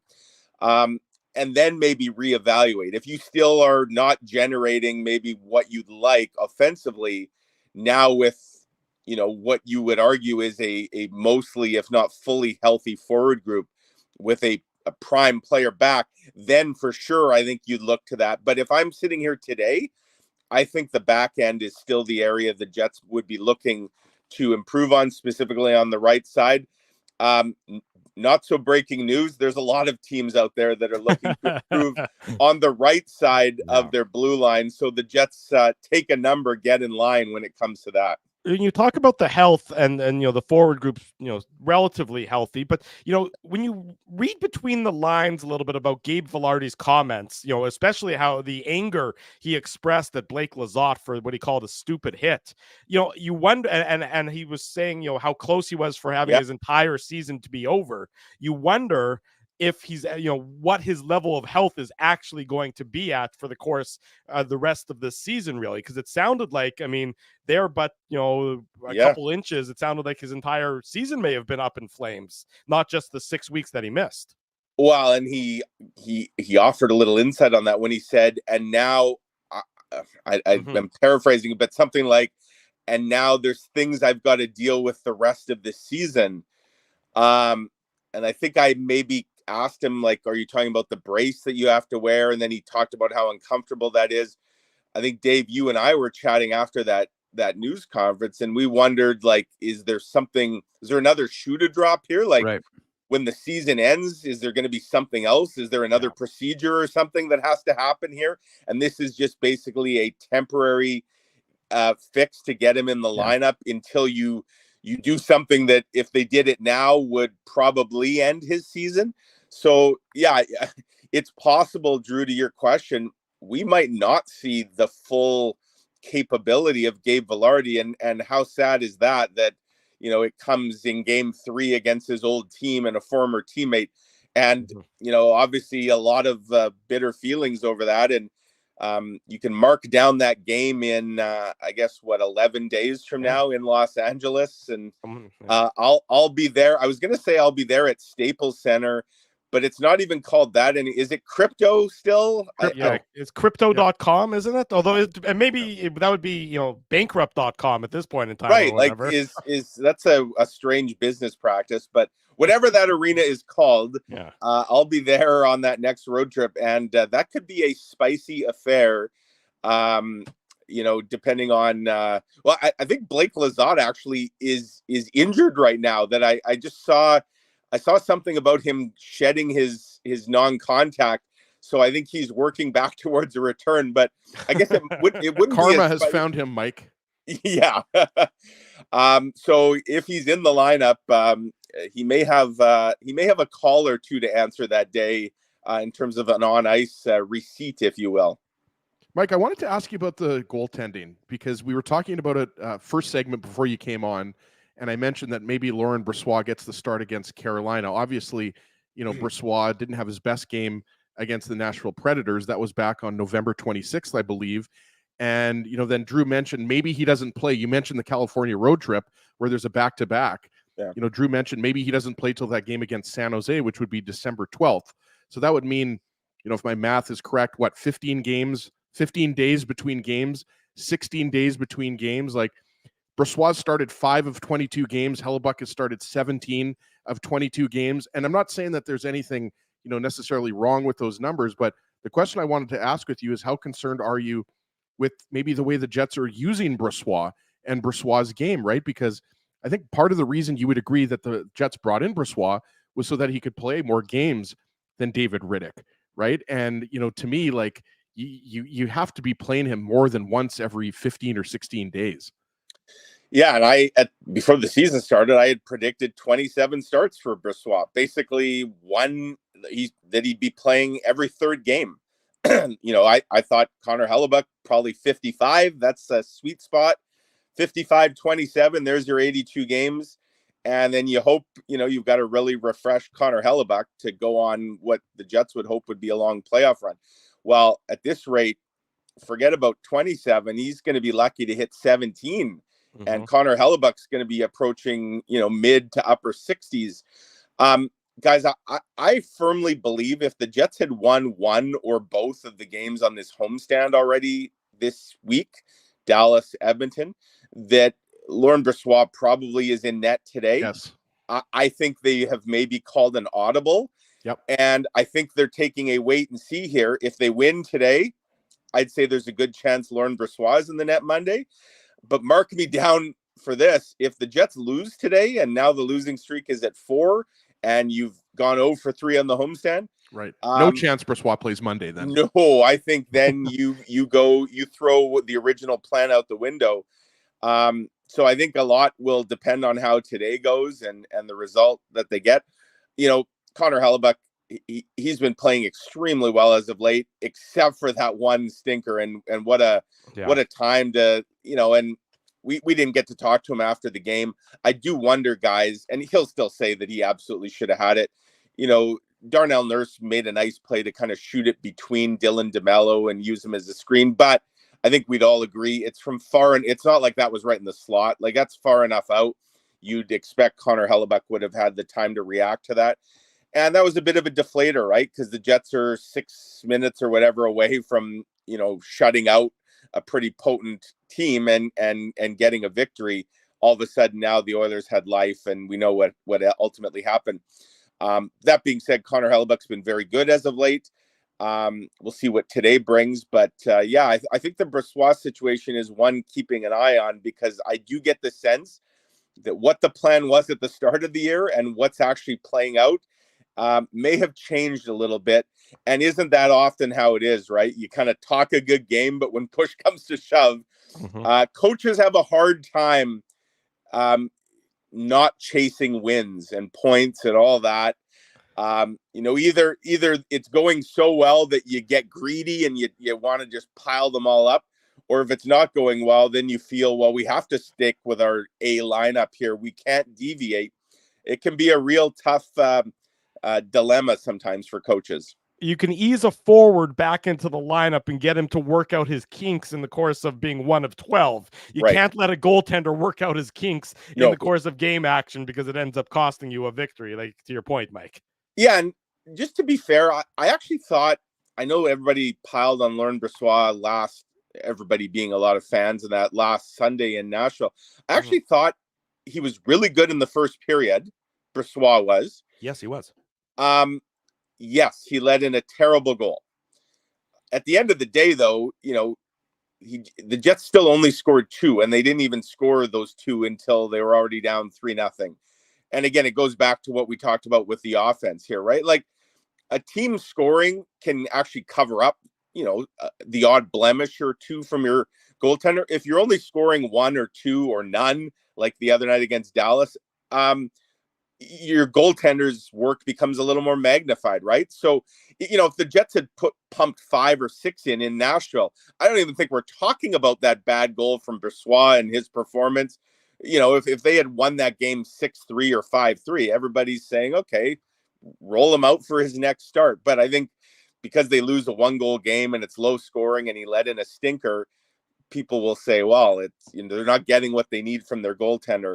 But you're right. It's hard to work that out. I know he's been putting in a lot of work with Wade Flaherty. You see him come out before practice officially starts and video work and all that. I think the form that Laurent Brossoit had down the stretch last season and certainly in the playoffs, that's what everybody was hoping to see. It's still early for him, very small sample size. At the end of the day, he's 2-2-1. I think if you could, get a 500 result from your backup goalie, 500 or better, that's about what you'd expect. That's probably considered league average. So we'll see what his next start brings, whenever that is. But as I said, I think that's very much subject to change. Mark it down in pencil, not ink, guys. The Jets and the Chicago Blackhawks in about 4 hours' time. Mike McIntyre will be there, presumably. I assume you'll be there, Mike. I figured as much to cover it for the Winnipeg Free Press. So hold on, we're not going to get Mike's slideshow from Vegas? I thought you were going to, have some show and tell, Mike, from your trip. That's during the first intermission, Ezzy. Don't go anywhere. Well, if you do, I'll catch you in the jelly bean line with those pictures. There you go. Mike, thanks so much for joining us. Enjoy this afternoon's game. We'll get together again real soon. You bet, guys. Take care. Take care. There he goes, our good friend Mike McIntyre joining us. I think Mike has been to Vegas more times than Dave. Let's not say things we can't take back, Ezzy. I think that would be that might be a bridge too far. Dave is Mr. Vegas, as we all well know. But I want to remind you about something that's coming up this coming Thursday. All the details there on your screen. Less than a week, Drew. Less than a week, exactly. Yep. It's 5 days from now, Thursday, December 7th. Celebrate the holidays with Illegal Curve. Will be live on location at Boston Pizza on Taylor Avenue. Come anytime after 7:30 p.m. 8 o'clock is puck drop between the Jets and the Colorado Avalanche. Come join us. We're going to watch the game all together. We're going to do a live on location broadcast. Spency and I are going to be doing eggnog shots. You bring, which one of you is bringing the nog? Which one of you is bringing the booze? That's what I want to know. But we're all going to be there. It's going to be a great time this coming Thursday at Boston Pizza on Taylor Avenue. Be sure to join us for a live on location broadcast, drink specials, food specials, prizes galore. If you are so inclined, bring some stuff for the Christmas cheerboard, new unwrapped toys, or maybe some non-perishable food products. Bring it with you to Boston Pizza. We'll make sure it gets over to the Christmas cheerboard. Let's do some good for some others while we all get together and share in fellowship and brothership and sistership next Thursday, December 7th at 7:30 p.m. for the Jets and the Colorado Avalanche. Looking forward to that. It's going to be a fun one. Matt wants to know if we'll be lighting the menorah. Sure, why not? It is the first night of Hanukkah, so we might as well light the menorah while we're all together. Dave is going to take all the toys home and play with them. That's also quite possibly true there, Spency. So we'll see you on Thursday, everybody, and we'll see you right after these commercial messages. It is the Illegal Curve Hockey Show. Keeping Winnipeg laughing for over 30 years. Rumors, Canada's longest-running comedy club, bringing you the biggest laughs from the best comedians on the planet. Jerry Seinfeld, Chris Rock, Jon Stewart, Dennis Miller, Brad Garrett, the greats, and all the up-and-comers too. When was the last time you laughed out loud? Make it a great night out with friends, or book your office or birthday party. Even a fundraising event at Rumors. Get all the details and dates on upcoming shows at rumorscomedyclub.com. Whoa, Ezzy, everything okay? You look stressed. Of course I'm stressed. We're moving, the house is upside down, the kids failed miserably at packing the fine china, and my life is in chaos. Chaos! Yes, that does sound like a problem. What am I going to do? Ezzy, relax. Rolly's Transfer Moving and Storage is the answer. With 60 years of experience in moving Manitobans and a track record of exemplary customer service, one call to Rolly's and your stress is gone. No job is too big or too small. Just visit Rollies.com and they will take it from there. Thanks, Dave, and thank you, Rollies Transfer Moving and Storage, online at Rollies.com. Hey, Drew. Ezzy, whoa, what a smile! Yeah, I got my crowns done at Linden Market Dental Center, and they whiten my teeth. I see. They're so bright that every time I smile, they go, "We have hockey tonight. Do you have a mouth guard to protect those pearly whites?" I sure do. Whoa, they even ting through the mouth guard. Linden Market Dental Center covers all your dental needs, from restorative to cosmetic dentistry, and will fit you with a sports guard for that active lifestyle. 877 Waverly. See lindenmarketdental.com. Boston Pizza harnessed Betalytics to test if the game is better at home or at Boston Pizza. The results are irrefutable. Catch the game at Boston Pizza, powered by Fetalytics. So you're a pizza person, you married a wing person, but somehow your kids are salad people. You can't pick your fam, but you can pick your BP meal deal, starting from $18.99 for takeout or delivery at bostonpizza.com. We did it again! You're on fire, man. There's power in a handshake. After a great game or great deal, it shows professionalism and respect. Two qualities Zappia Group Realty take pride in.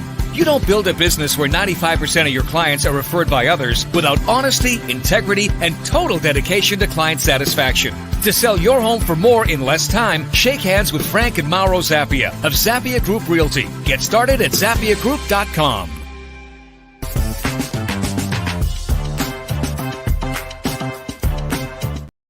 Big thanks to our friend Mike McIntyre for joining us this morning on the Illegal Curve Hockey Show. In case you missed any of that, the instant replay will be available on our YouTube channel. You can always rewind. I don't know that you can fast forward so much. I don't think you can move forward beyond the current present time, but you can rewind and always watch the show at your own convenience. And of course, the podcast edition of the program will be available a little later on. Reminder, post-game show just before 5 o'clock, somewhere in that 4:45 to 5 p.m. range this afternoon.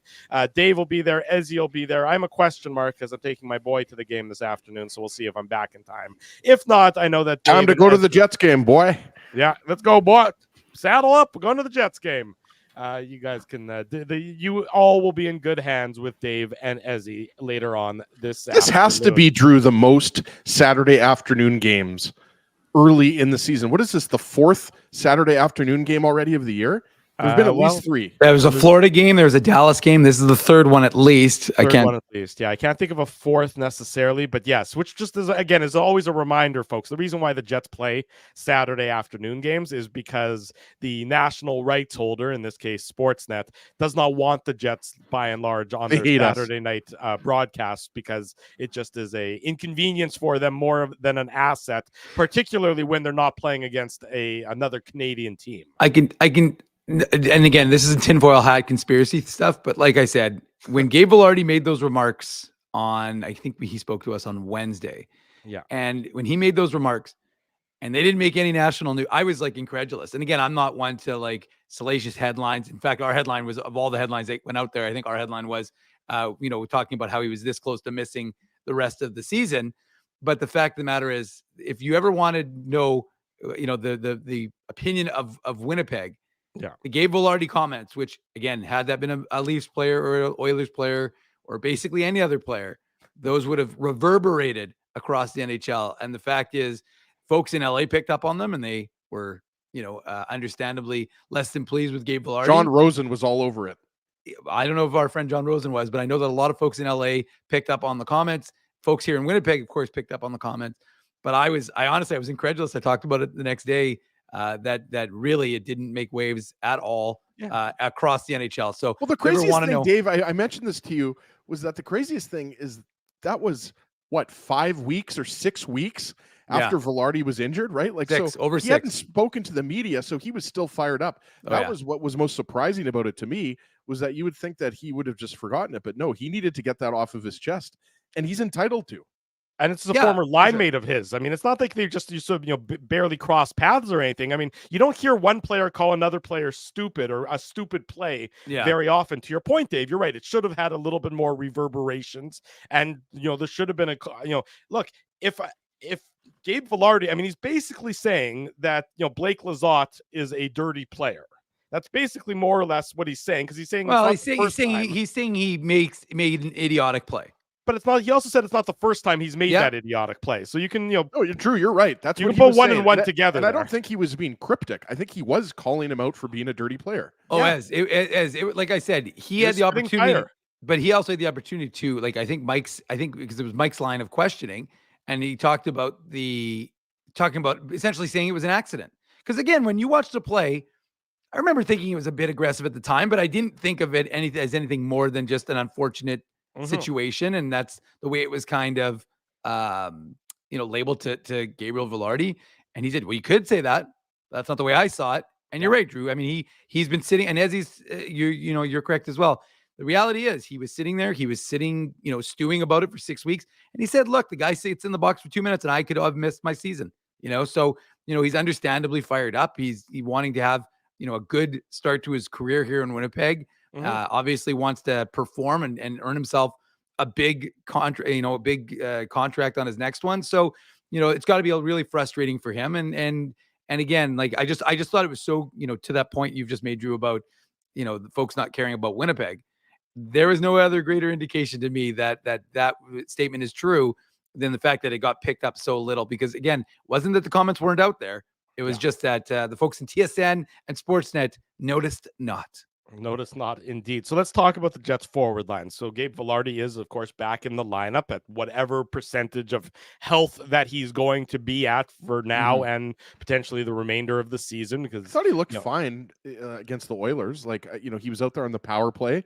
I mean, he didn't have the best game and he was on the fourth line, but I thought he looked okay for a guy that hasn't played in a month and a half. Yeah, he looked okay. I mean, that's fine. I mean, again, his expectations for himself were very low entering that game. He said, he himself was talking about it's very much more of just sort of a, get back into game flow, get sort of game reps under my belt. I'm not going to come out like a house on fire. I'm not going to come out and be able to, dominate because I need to get back up to that level, and it was such a small sample size, but he was playing at a really high level. Him and Connor and Scheifele were for the first couple of games of the season. Now, will he be able to get back to that level this season? That's, time will tell. We don't know the answer to that, of course, but he's now again not on that fourth line, which is not where we expected him to not be there for very long. So what do you think of the sort of rejigged Jets lines entering today's game, with Connor, Scheifele, and Ehlers still together? They've been together really since I think they got put together the first time.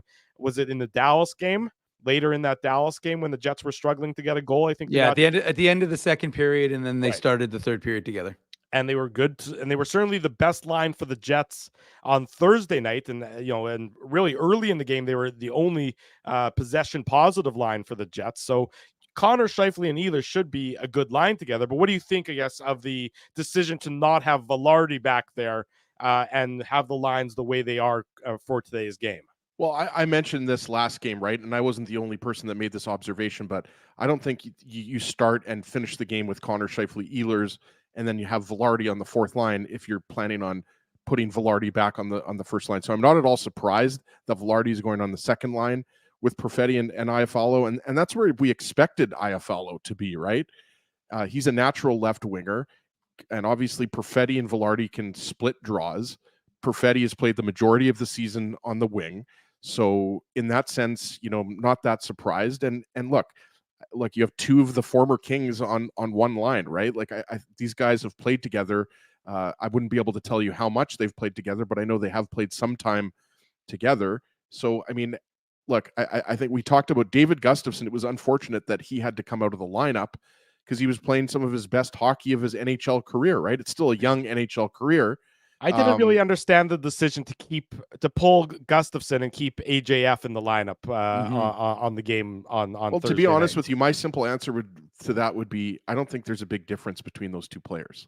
Okay, that's fair. Like I like all due respect to their offensive upside, like I just don't know. Like both of those guys, like AJF doesn't play center, but Gustafsson obviously can play both. And I think maybe the simple answer would be AJF is a faster player, and you're playing a fast team in Edmonton, right? Yeah. Dave made that point, right? So I mean, it's apples and apples, but I just don't necessarily think that there's a huge difference offensively between the two. Both those guys can kill penalties, right, Drew? So I think, they're a little bit interchangeable. That would be my, answer. I do think Gustafsson's overall upside is higher. Like, I'm just saying at this point in his career, you're not going to get a ton of offense out of Gustafsson. You just aren't, right? We saw, he went 50 games last year without scoring a goal, right? So I think the lines will be fine. And we talked about it earlier, guys. This Blackhawks team is an awful, awful team. Like, let's not kid ourselves here. I don't think Connor Bedard has scored a goal in the last 3 or 4 games either. And obviously, he's been dealing with some of the stuff off the ice, and we can't gloss over that, guys. I know the chat was, very lively earlier in the show, but I mean, look, it's unfortunate. I think we can all agree it's unfortunate that he's had to deal with this. It's not fair for an 18-year-old, superstar to have to deal with this, but he has been dealing with that. So yeah, you're going to have to worry about Connor Bedard. Philip Kershev is a good player. We talked about Lucas Reichel is a really good player. I mean, Tyler Johnson is centering that second line, but just, if you go line by line, forward and defense, and then you throw in the goaltending, this is a huge mismatch for the Chicago Blackhawks. So the Jets should be able to put some pucks behind Soderblom. But yeah, I think that's the line for sure, Drew, that, we're all going to be really focused on is the Iafallo, Perfetti, Vilardi line, because Connor, Scheifele, Ehlers, you expect those guys to probably score, at least a couple goals this afternoon because they were really good against Edmonton. As you mentioned, that was really the only good offensive line that the Jets had. So I do think that, the Jets are going to score some goals. I would be shocked if they don't score at least 3 goals against the Hawks this afternoon. But yeah, it's an opportunity for Velarde to establish himself with new players. Let me ask you this, Dave. I mean, Connor, Scheifele, and Ehlers is not a trio that we've seen together a lot in the course of their many years as a member of the Winnipeg Jets. It's just not a three a line that's ever gone together because one of them is generally playing on the off wing. We know that Ehlers is not usually used to playing on the right side there. Do you think that this is maybe something? This is an opportunity to see if that line really has some long-term chemistry together, and maybe it's another option that Rick Bowness can pull out as needed? Or do you think that it's not? I mean, it's in very small sizes so far, sample sizes, it's looked pretty good. But do you think it's really viable for the long term? Well, I mean, I guess, like you said, production will essentially guarantee that. I mean, it's like anything. If you see Declan Chism score 2 goals today, then yeah, he's probably not coming out of the lineup on Monday. I think if you see guys start to produce and have an impact on the game, both positive and removing any negative, not having goals scored against your line, I think if that's the key to success. And I think so. I think there's a long leash here. I mean, right now, I think the Jets are tight because of the losing streak. I think they still feel good overall about their game. We talked about it. Things have been on a bit of a downtick from the possession numbers and the advanced stats since the New Jersey Buffalo games. Of course, isn't that interesting when it coincides with the rise of Connor Hellebuyck and the decrease in the 5-on-5 play? It's almost like they're like, oh, we can get out of our structure that we've been so good at because Connor Hellebuck's back to form. But for me, I think you have a little bit of latitude here with this group. And I think to Ezzy's point, there's a good chance that these guys start to feast a little bit. And Carolina has been good, don't get me wrong, but I think it's not as if they're coming in here and they've won, 20 games. So I think that you can give this team that you have to give it a little bit of viewing power because we talk about small sample sizes all the time. And to give these guys a couple of games together, is that really an indication as to what they can do? Now, look, do I think that ultimately they want Velarde to be back up on that top line? I do. I think he's just trying to be smart. I mean, Rick Bowness talked about it last week or whenever it was, maybe it was earlier this week.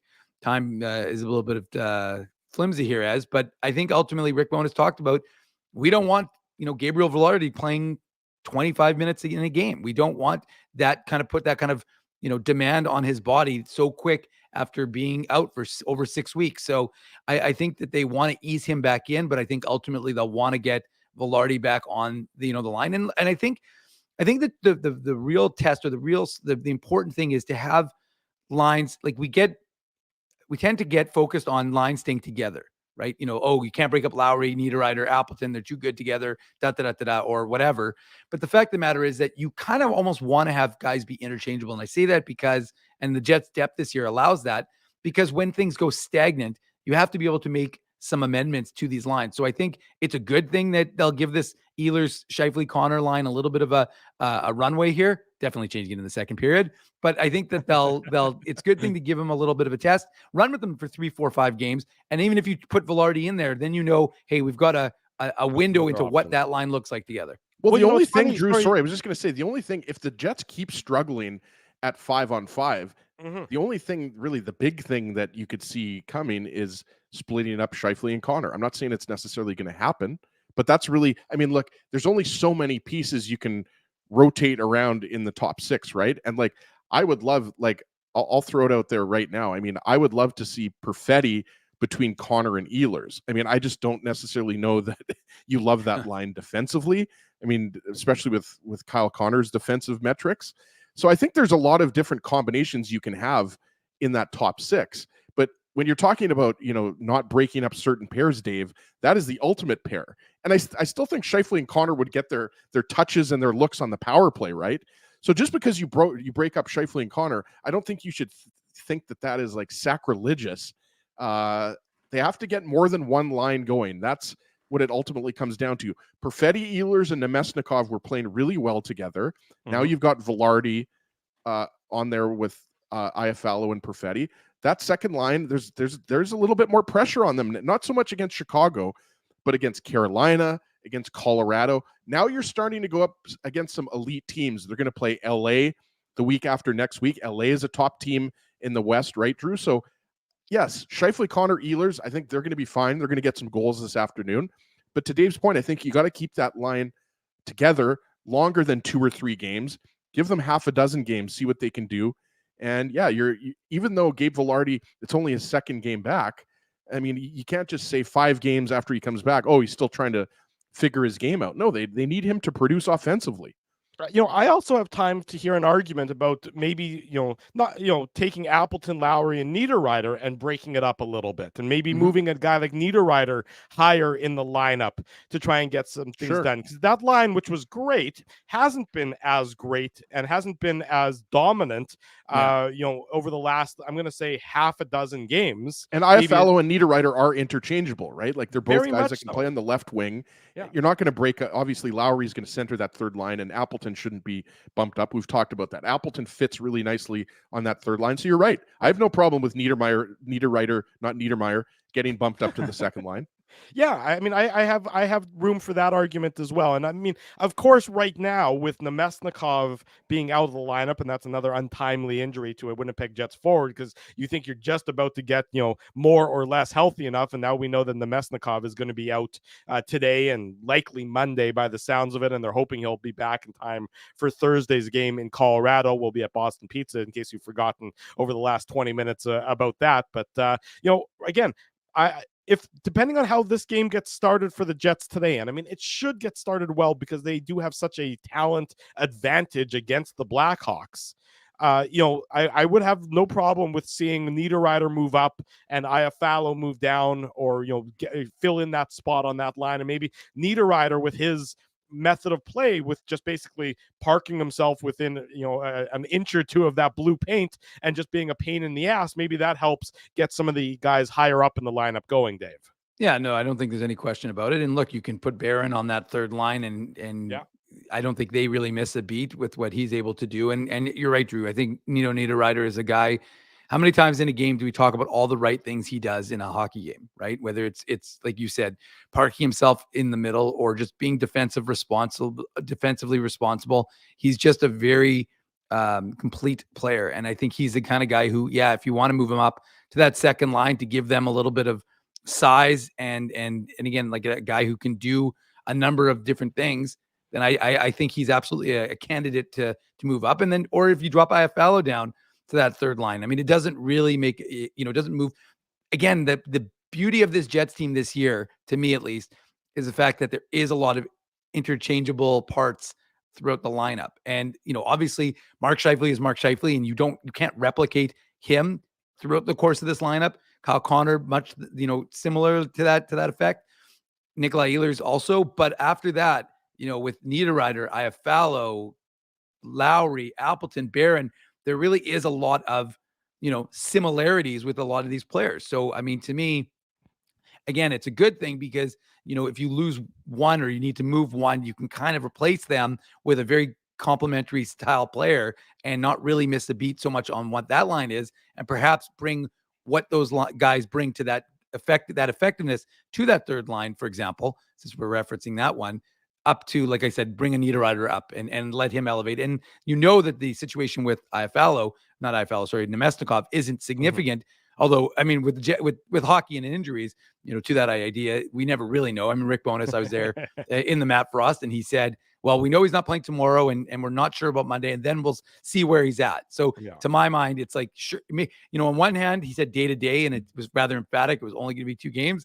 But then again, you never know, right? So we'll see how Vlad Nemesnikov is, Monday, if he's skating again and potential for Carolina, or if they hold him out just to be safe and then maybe potentially, knowing that you have 3 days between games, give him a chance to get back in the lineup for Colorado.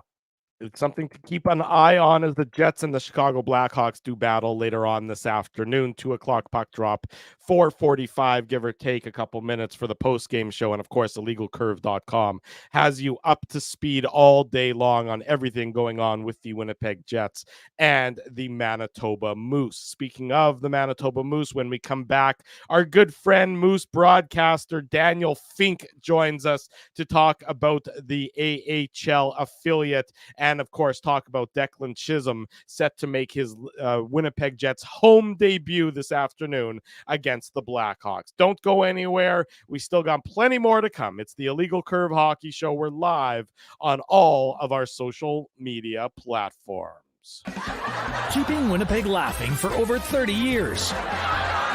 Rumors, Canada's longest-running comedy club, bringing you the biggest laughs from the best comedians on the planet. Jerry Seinfeld, Chris Rock, Jon Stewart, Dennis Miller, Brad Garrett, the greats, and all the up-and-comers too. When was the last time you laughed out loud? Make it a great night out with friends, or book your office or birthday party. Even a fundraising event at Rumors. Get all the details and dates on upcoming shows at rumorscomedyclub.com.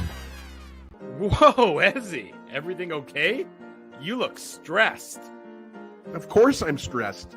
We're moving, the house is upside down, the kids failed miserably at packing the fine china, and my life is in chaos. Chaos! Yes, that does sound like a problem. What am I going to do?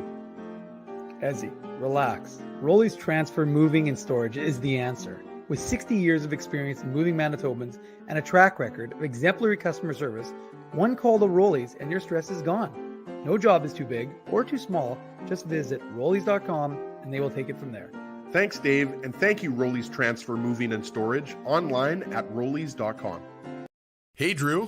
Ezzy, whoa, what a smile! Yeah, I got my crowns done at Linden Market Dental Center, and they whiten my teeth. I see. They're so bright that every time I smile, they go, "We have hockey tonight. Do you have a mouth guard to protect those pearly whites?" "I sure do." Whoa, they even ting through the mouth guard. Linden Market Dental Center covers all your dental needs from restorative to cosmetic dentistry and will fit you with a sports guard for that active lifestyle. 877 Waverly. See lindenmarketdental.com. Boston Pizza harnessed Fanalytics to test if the game is better at home or at Boston Pizza. The results are irrefutable. Catch the game at Boston Pizza, powered by Fanalytics. So you're a pizza person, you married a wing person, but somehow your kids are salad people. You can't pick your fam, but you can pick your BP meal deal, starting from $18.99 for takeout or delivery at bostonpizza.com. We did it again! You're on fire, man. There's power in a handshake after a great game or great deal. It shows professionalism and respect. Two qualities Zappia Group Realty take pride in. You don't build a business where 95% of your clients are referred by others without honesty, integrity, and total dedication to client satisfaction. To sell your home for more in less time, shake hands with Frank and Mauro Zappia of Zappia Group Realty. Get started at zappiagroup.com.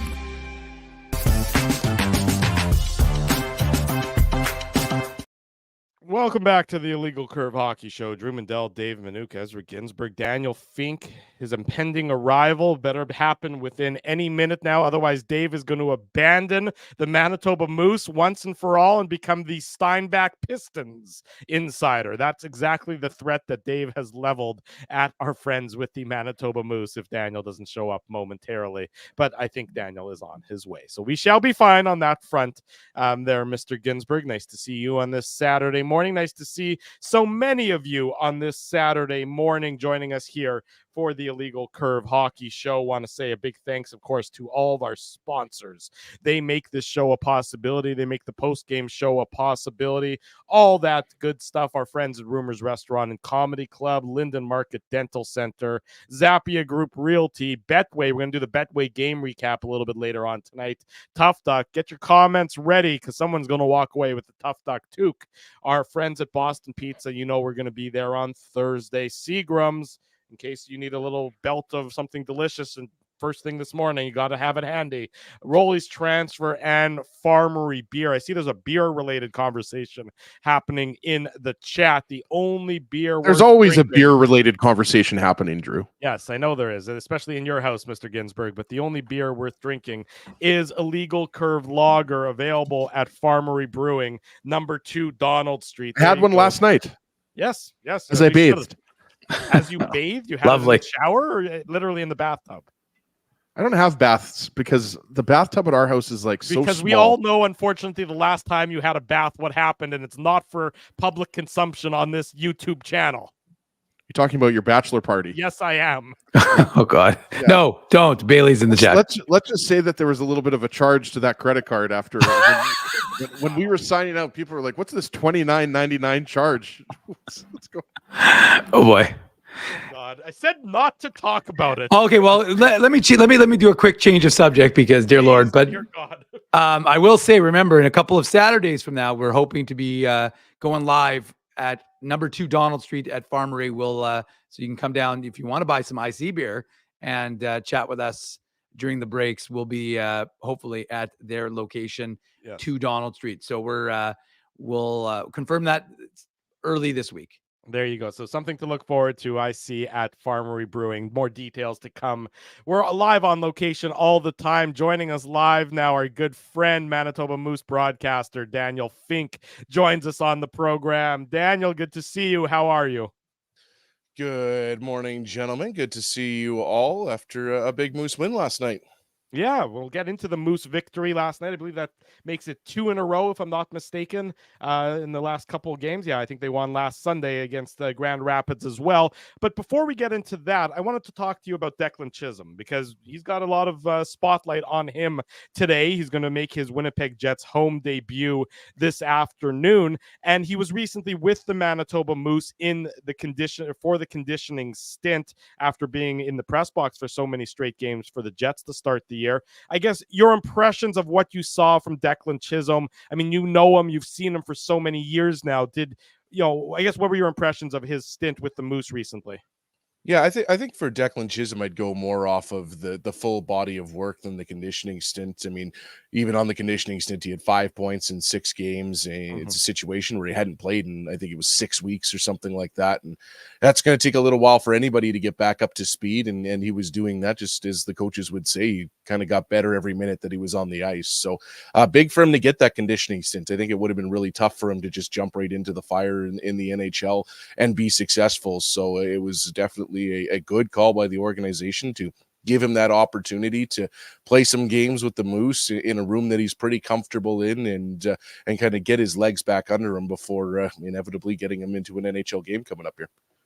Dan, you mentioned the 4-2 Moose win over Rockford yesterday. Dominic Toninato had a couple points, as did Jeff Malott. And, a couple of weeks ago, we were talking about Dominic Toninato, who obviously was up with the Jets. And just how important is it to have a guy like him? And that's not the easiest situation for him to be kind of that, I guess if you want to call it 13th, 14th forward, right? And kind of going back and forth between the AHL club and the NHL club. But how important is it for the Moose's stability and consistency, considering that, for example, they don't have a guy like Jansen Harkins with the team this year who kind of played a similar role, and the Moose counted on him for a lot of offense?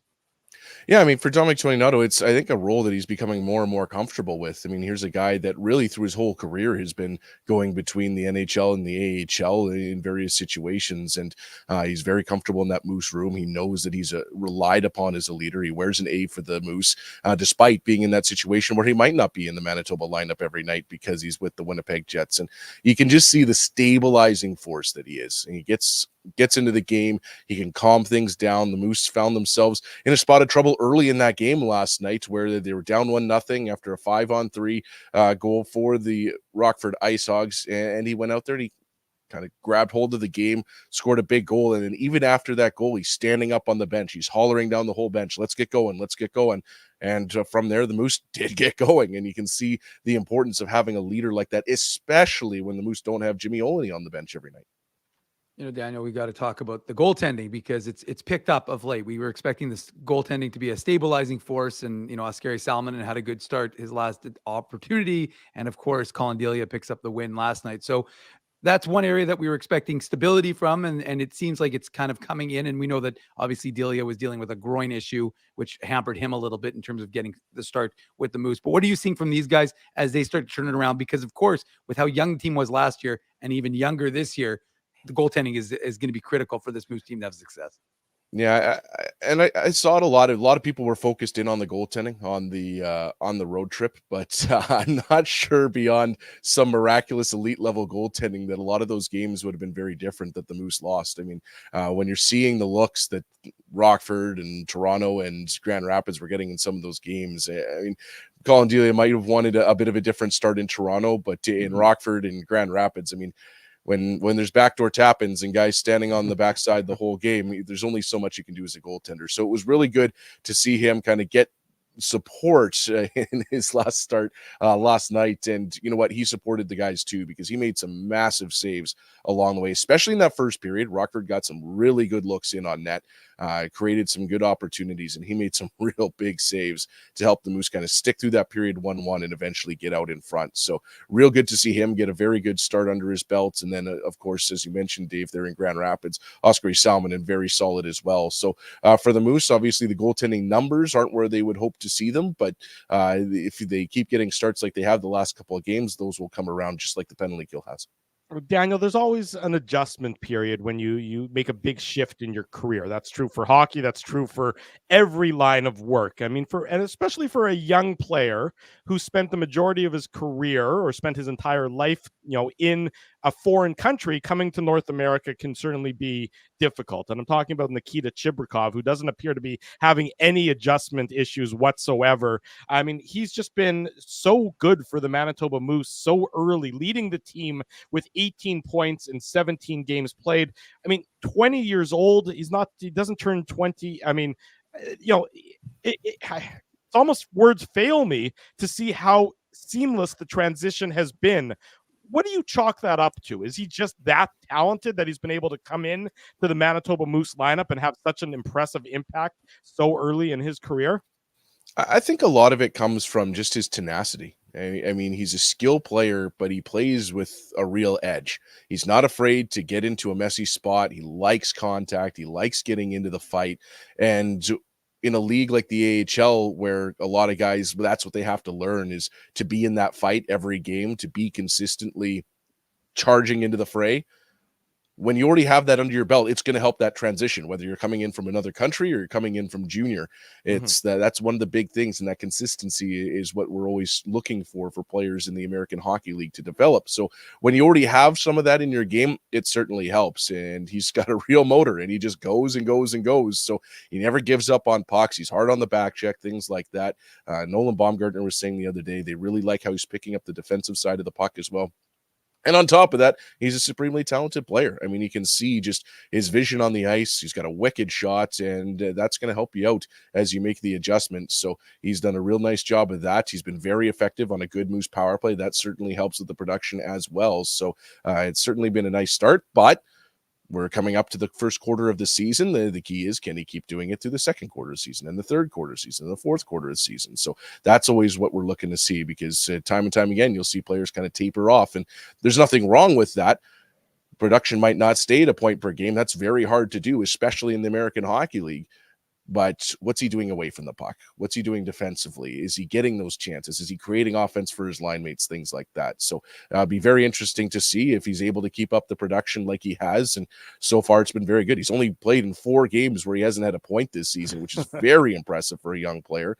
You know what? That's certainly something you're happy to see for a Moose team that was coming into the season wondering where some of its offense would come from, and really hoping that some of these young players would be able to take the ball and run with it. Daniel Fink is our guest on the Illegal Curve Hockey Show. You know, Daniel, of course, is the play-by-play broadcaster for the Manitoba Moose. Daniel, I got to ask just quickly, behind you, what's the background? It looks like pinball games, but I don't think it is. We got some of the board games up behind me here, and okay. Yeah, the old board game wall for the backdrop here today. There you go. Was that a little Settlers of Catan? That would be somewhere down there on the lower levels. This is most of these are but Settlers Catan plus a few elements. It's funny, just while we're on this topic, like 5 or 6 years ago, I took my nephew, who was like 9 or 10 at the time, to that game cafe downtown. And there's hundreds of games. And what does he pick? He picks Monopoly, which is obviously a game that takes a few hours to play. So we're like, Hunter, pick another game that doesn't take as long. And he's like, no, I want to play Monopoly. And then 15 minutes later, he just wanted to snack, and then we left. So our first experience there wasn't great, but love board games for a reason. Yeah. Sometime, Dan, maybe we'll have you over to the Ginsburg home to play a little Balderdash. That's one of all our favorite games. But wanted to ask you about Brad Lambert, because obviously, like Nikita Chibrikov, he's played all 17 games, and he's a prospect that a lot of Jets fans are excited about. And you mentioned the first quarter mark, so there's obviously tons of hockey to be played. But how have you seen his game evolve in those 17 games?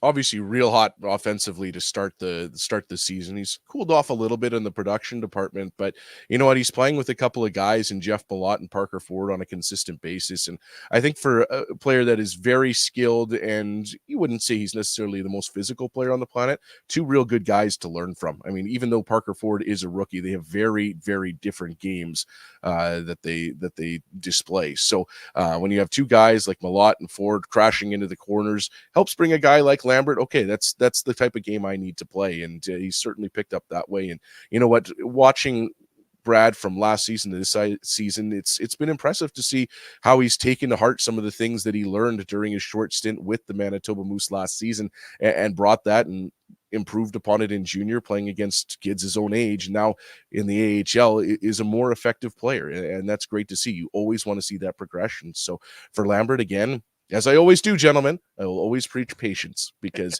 everyone's going to look and say, okay, well, he's got 15 points or 14 points. Let's get him into the NHL. Let's calm down. Let him be comfortable in the American Hockey League.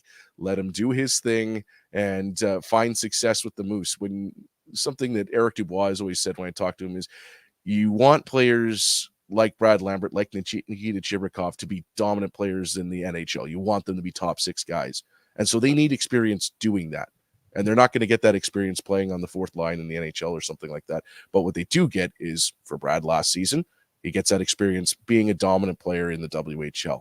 And then he gets to the AHL and he's playing top line minutes, top line power play. Those are the minutes that you want him playing to learn this pro game and then translate that to the National Hockey League when he's ready. And ideally, and as Moose coaches will always say, once a guy goes up, they don't want to see him back. They want to see those guys get that chance and run with it and be NHLers the rest of their career. So that's where they want to get those players into that situation. You know, Daniel, I was going to go to the 2019 draft, and I was going to ask you about the defenseman. Now, most folks are thinking I'm talking about Ville Heinola, but that is a subject of a conversation that we may be having in a month's time when he's working his way back from his injury, or if he's recovering from his injury. But I want to ask you about Simon Lundmark, because this is his third full season here in Winnipeg, and he's the kind of guy who's doesn't jump out at you. He's not flashy. He's a Dylan DeMello type. That's the way I tend to describe him. You know, he just does a lot of little things. He's quiet. But what have you seen from him? We spoke with him yesterday, of course, at the Hockey for All Center, and he talked a little bit about how he feels his game has gone this year. But what have you seen as a guy who's watched him each and every game for the Manitoba Moose? Well, you hit the nail on the head there, Dave. I mean, he's a quiet player. And when Simon Lundmark, he's kind of one of those defensemen that you just don't really notice sometimes when everything's going right. And that's just because nothing's really happening in his area of the ice, because he's shutting it down. He's stepping up. He's keeping a good gap. He's using his good skating ability to break up plays before they even happen sometimes. And you know what? He's added a little bit of physicality to his game this season. He's more inclined to throw a bit of a hip check along the wall. He's more inclined to step up hard at the line. And we saw a few times where it looked like the Ice Hogs were going to burn into the zone like they've done so successfully against the Moose this season. All of a sudden, Lundmark was popping right into the middle, breaking up the pass and sending it the other way. And he's also shown, though the offense hasn't necessarily come for him this season, as of yet, he's shown a little bit more of a penchant to kind of sneak in off the points in the offensive zone and create some opportunities. Did a real nice job on a goal in Toronto to help out. I believe Lambert ended up finishing that one off on a neat wraparound try from Simon Lundmark. And so it's little things like that. And it's that progression that you want to see. That it's, again, one of those words that I always say when I come on to chat with you guys is that progression. So for Simon Lundmark, I didn't know he had a stretch that was a bit of a tough one last year, but he battled through that. And that adversity can be really good for a player to really learn their game and learn about themselves. And for Lundmark, it seems like he's really taken that and is having a solid season so far for the Moose. You know, Daniel, one of the pleasant surprises of Jets training camp was Parker Ford. And, you know, Parker Ford obviously, you know, was an undrafted free agent. He got some games in with the Moose last year, the 8 games, and then he's played all 17 so far this year. What have you seen from Parker Ford so far? I mean, everyone, you know, training camp, there was all the talk about, you know, a little bit of a Brandon Tanev, maybe, you know, you're finding a diamond in the rough you're getting as an undrafted free agent. What have you seen from Parker Ford in his real first stint as a professional since leaving Providence College? He's just a cannonball, man. Like he flies around the ice. He absolutely rails guys into the boards, and what he does very well is separate the puck. He gets into situations, he takes the body hard in the corner, and that puck is loose. And maybe he doesn't get it, but then you have speedy Brad Lambert following up behind him, and he does. Or you have big Jeff Malott trucking in, and he does. Or Ford comes away with the puck and is able to kick it back to the line. And that's something that's so valuable. When you have a guy that can wheel around the ice like that and kind of strike fear in the hearts of defensemen, they don't really want to go get that puck when Parker Ford's cruising in on him. I know he's not the biggest guy, but man, he can get a lot of momentum going, and he is not afraid to really get into the mix. And kind of like Nikita Chibrikov, here's guys that aren't afraid to mix it up. They aren't afraid to get to those dirty areas on the ice, and that's whether it's a skill or just a tendency, whatever you want to call it, it's so valuable to have. And for Parker Ford, I mean, he's playing with Brad Lambert, Jeff Malott. He's looked on a key line for the Moose. So, and he has done so throughout the season. So maybe he doesn't bring the same skill level as Brad Lambert. Maybe doesn't bring the same penchant for scoring big goals as Jeff Malott as of yet. But when you look at what Parker Ford has done, he just does his job effectively night in, night out. And for a guy like that, that's what you want to see. Dan, one guy that we haven't mentioned, I don't think yet, unless Dave brought him up before we had you on, is Chaz Lucius, who's arguably playing his best hockey of his season right now. Yeah, I talked to Eric Dubois about Chaz yesterday, and he said the conditioning is coming. And that's one of the biggest things for Chaz, who didn't get a full camp in. He, of course, suffered an injury a little bit into the season, so now he's got to get back to it. And for him, it's just about playing hockey. I mean, here's a guy that just hasn't played a ton of hockey over the last few years, and man, you can see the skill, you can see the hockey brain that's there, and his ability to get into tight areas. Derek Meach was talking about it last night on the broadcast. He's just got that ability to kind of shimmy his way into a soft spot on the ice and then let that wicked shot go. And he's been productive through all of that. I mean, he's up to 7 assists on the season. He's got 9 points. So he's just under that point per game mark. So he's found a way to be productive. Well, maybe not at 100% yet. And that's kind of scary to think what he could be when he does have maybe a full season of hockey under his belt in the pro ranks and is able to build out that frame. He's kind of a slight guy, and there's more to be put on there. So that work in the gym is just going to be as valuable as the work on the ice for a guy like Chaz Lucius. And I think there's an exciting player there. And for all of these guys, whether it's Chaz Lucius, Brad Lambert, Nikita Chibrikov, Danny Zhilkin, the list goes on and on, Parker Ford, and so on and so on, Tyrell Bauer on the back end, all these young guys, it's just exciting to think where they're going to be and where their progression goes. That's the best part about being in the American Hockey League is always watching these guys progress, and where will they be from game to game or season to season. I mean, I'll always go back to Kyle Connor. In his first 32 games in the American Hockey League, he had 8 goals. And everyone's like, oh, what's going on with this guy? Well, his final 20, he had 18. Something switched in Kyle Connor. He got it. And then all of a sudden he turned into the lethal scorer that we now know he is in the NHL. So it's always exciting to see that progression. And maybe when that light bulb goes off, or when that player finds that extra little bit of speed that tips over or gets that extra little bit of confidence. I mean, a guy like Wyatt Bongiovanni this season, he's up to 5 goals now, 4 of them on the power play. He's been a very effective scorer for the Moose. He's got 11 points. He had 18 all of last season. So there's another guy that's a undrafted, signed free agent for the Winnipeg Jets, who's having a very good second season that a lot of people maybe don't think about because he isn't one of those high drafted prospects, but a guy that, again, is a Jets prospect and is having a real good season. So that progression is always so exciting to watch and so much fun. Thanks a lot, Daniel. You just stole my thunder. I was going to ask you about Wyatt Bongiovanni. I saw you twitch. I'm like, I got it all queued up. I got Wyatt Bongiovanni. He scored a goal. He's got goal, consecutive games. I'm like, all right. And then all of a sudden I'm like, oh, Daniel's going right into, but Daniel, luckily for me, I had a backup question. because in case you've deviated into Wyatt Bongiovanni, I was going to ask you about Jeffrey Viel and how important that goal was for him. He's a really well-liked guy. He's a real, you see him around the rink. He's always got a smile on his face. We know he's tough as nails, but we know he can also score. We saw that, he's what he was able to do previously in the AHL. So how good did that feel for him? Turned out to be the game-winning goal last night.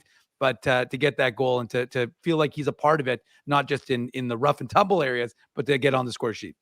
I'm not sure anyone was more excited than Jeff Malott. Well, and now maybe Malott thought he had scored that goal initially because he did tip the puck and then it hit Viel and went in, but Malott was jumping up and down, grabbing Viel and shaking him. So, I mean, it just tells you how tight this Moose room is when they get so excited for each other. And that's huge. I mean, for a guy that just, had so many chances, especially early in the season, the puck just wouldn't go in for him. It was wild to watch some of the saves that goaltenders were making, and the puck would roll the wrong way or it would just bounce over his stick or something like that. It's always tough when a guy goes through something like that. And like you mentioned, Dave, here's a guy that's pretty consistently scored about 10 to 15 goals a year in the AHL. So finally breaks through, and hopefully for the Moose, that opens the floodgates a little bit, because it would certainly be nice to get another goal scorer going, especially as VL plays in that kind of bottom six role to really add some meat and potatoes to that third, fourth line for the Moose. When you look at it, it's kind of more which line has a little bit more skill with the Moose, which line is just going to try and shovel the puck over, or which line is going to shovel the puck over the line.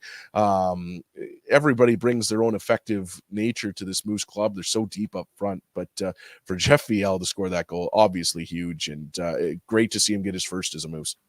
Daniel Fink is the Manitoba Moose broadcaster. The Moose in action tomorrow afternoon. They finish off the homestand against the RCMP game, Ice Hogs. RCMP I was going to let Daniel promote it. Go ahead. I got to tee up Daniel to promote. He's trying to tag me back now for stealing his Bongiovanni thunder. Exactly. I don't need you guys. I don't need mom and dad to start fighting here on the show. That's okay. Daniel, tell us what's happening tomorrow at the Moose and Ice Hogs game. You want to take it, Dave, or? Nope. All you. Sorry, guys. One second here. Take a sip. Still coming off that cold, and pardon me, folks. It's harder to just mute myself on here than it is on the broadcast. Yes, so we got the RCMP 150 game tomorrow. Should be a lot of fun. Going to have our first specialty jersey of the season. Kind of a sneaky reveal on those this week in one of our tee-up videos for the game, and they are a brilliant red jersey, not a color that you get to see the Moose in very often. I think the last time we did a red jersey was the Fire jersey back in my first season, I want to say, in 16-17. So it's always cool to see the Moose in a very different color. They're very sharp jerseys, and obviously recognizing the history of the RCMP, 150 years in Canada here. So when you look at today, Sunday's game, should be an interesting one, especially with the Ice Hogs looking to tag the Moose back. So a lot of fun on the ice, a lot of fun off the ice, and you can get your tickets at moosehockey.com/tickets. And again, that's a 2 p.m. puck drop. No, there's no word if the rumors are true that Dave is going to be arriving to the game on horseback in honor of the RCMP as well, but we can all hope for that. Daniel, it's kind of a running joke that we wanted a horse to drop the puck for the game. I don't think we got that one over the line, but you do what you can. The worst they can say is no, right? Yeah, that's right. I appreciate you trying to think outside the box in doing some of the promotions and things of that nature. Daniel Fink is the Manitoba Moose broadcaster. He's a very good friend of ours here on the show. Finky, thanks for joining us. We'll let you have a great broadcast tomorrow, and we'll see you again soon. Thanks a lot, guys. Always great to chat. There Thanks, goes Dan. Daniel Fink. Thanks, joining Daniel. us this morning on the program. Always great to catch up. Always great to get a recap of what's going on with the Moose, at least from somebody who's really in the know, as opposed to the blowhard in the top corner who likes to pretend he's in the know. I got to throw a little shot at you every now and then. That's fine. I can't just throw shots at Ginsburg. Then people say I'm mean to Ezzy. But if I throw shots at both of you, then I'm mean to both of you. So it's equal opportunity. All right, I'll accept that. Just a quick note, by the way, I want to make mention, we had it on illegalcurve.com, but Jets 2022 fourth rounder Garrett Brown, who was playing at the University of Denver, his season has come to a conclusion. He needed to have surgery, which he had, I believe, on Tuesday or Wednesday. So he's done for the year. They expect him to be, he's a big, I think he's a right side defenseman, but he's a big defenseman that son of Curtis Brown, Ezzy, and he is, he's a right side defenseman. So right shot, I should say, defenseman. And he unfortunately had his season come to an end. So he will be back, they expect, at the University of Denver playing for the Pioneers next season, but his season for this year is unfortunately done. There you go. Dave M always bringing the A game when it comes to updates of what's going on with Winnipeg Jets prospects. And of course, great to talk about the Manitoba Moose as well. The Jets of tomorrow, today. And that's why we're sending people. We sent people to yesterday's game. And are we sending people to Sunday's game as well? I gave them all away. Okay, I felt bad for, I offered the tickets up. I was doing Moose media availability. We're yesterday. dry. The tickets have run. The ticket well is run dry. Well, it's run dry for this weekend. We'll have in 2 weekends when the Moose, they're going to Calgary next week. Then they come back for a pair of games. We'll have tickets to give away for that series. We'll wrangle up some tickets. Oh, we will. there you go, Mr. Punny. I did feel bad because I did Moose Media. I put it out on Twitter, and within 5 minutes, I had a bunch of people asking. So we've hooked everyone up. We hooked people up in the IC zone for 4 tickets yesterday, and we've given away 4 tickets for tomorrow's game. So it should be a lot of fun, and we're always happy to help get some folks out to watch, as Drew just said, the Jets of tomorrow, today. This was a fun show. Fun galore. The post-game show later on this afternoon, 4:45 p.m. after the Jets and the Chicago Blackhawks. IllegalCurve.com is your destination for all your latest Jets news and audio, Moose news and audio, getting you set for everything going on this afternoon. And then again tomorrow with the Moose. Want to say a big thank you to Mike McIntyre. Big thank you to Daniel Fink. In case you missed either of those interviews, the instant replays on the YouTube channel. The podcast will be available very shortly. If you haven't already done so, smash the like button, subscribe here, there, and everywhere, and leave us feedback regarding what you thought of this morning's program. Big thanks to all the sponsors. They make the post-game show, the Saturday show, the website a possibility. Our friends at Rumors Restaurant and Comedy Club. Tonight, Ivan Decker, his last night in town. 7:30 is sold out already. Few tickets remaining for 10 o'clock. Get them, rumorscomedyclub.com. Linden Market Dental Center. There you go. Frosty Winnipeg's got it up on the screen. Zappia Group Realty, Betway, Farmery Beer, number 2 Donald Street. Get your Illegal Curve lager for the weekend. Something to tip back a few while you're watching the Jets, while you're watching the post-game show, and while you're watching whatever else you may be watching this evening. Our friends at Rolly's Transfer, Seagram's, Boston Pizza next Thursday. We'll be at Boston Pizza, so we'll see you all there. Tough Duck, and of course, Betway, the Betway game recap coming a little bit later on this afternoon on the post-game show. Thanks to all of you for joining us. We hope you have a great Saturday. We'll see you back again in less than 6 hours time. So a quick turnaround. So whatever you're going to do, please enjoy it. Do it safely. For Dave Minuk in the top right, for Ezra Ginsburg in the bottom middle, I'm your host, Drew Mandel. If it's Saturday, it's the Illegal Curve Hockey Show.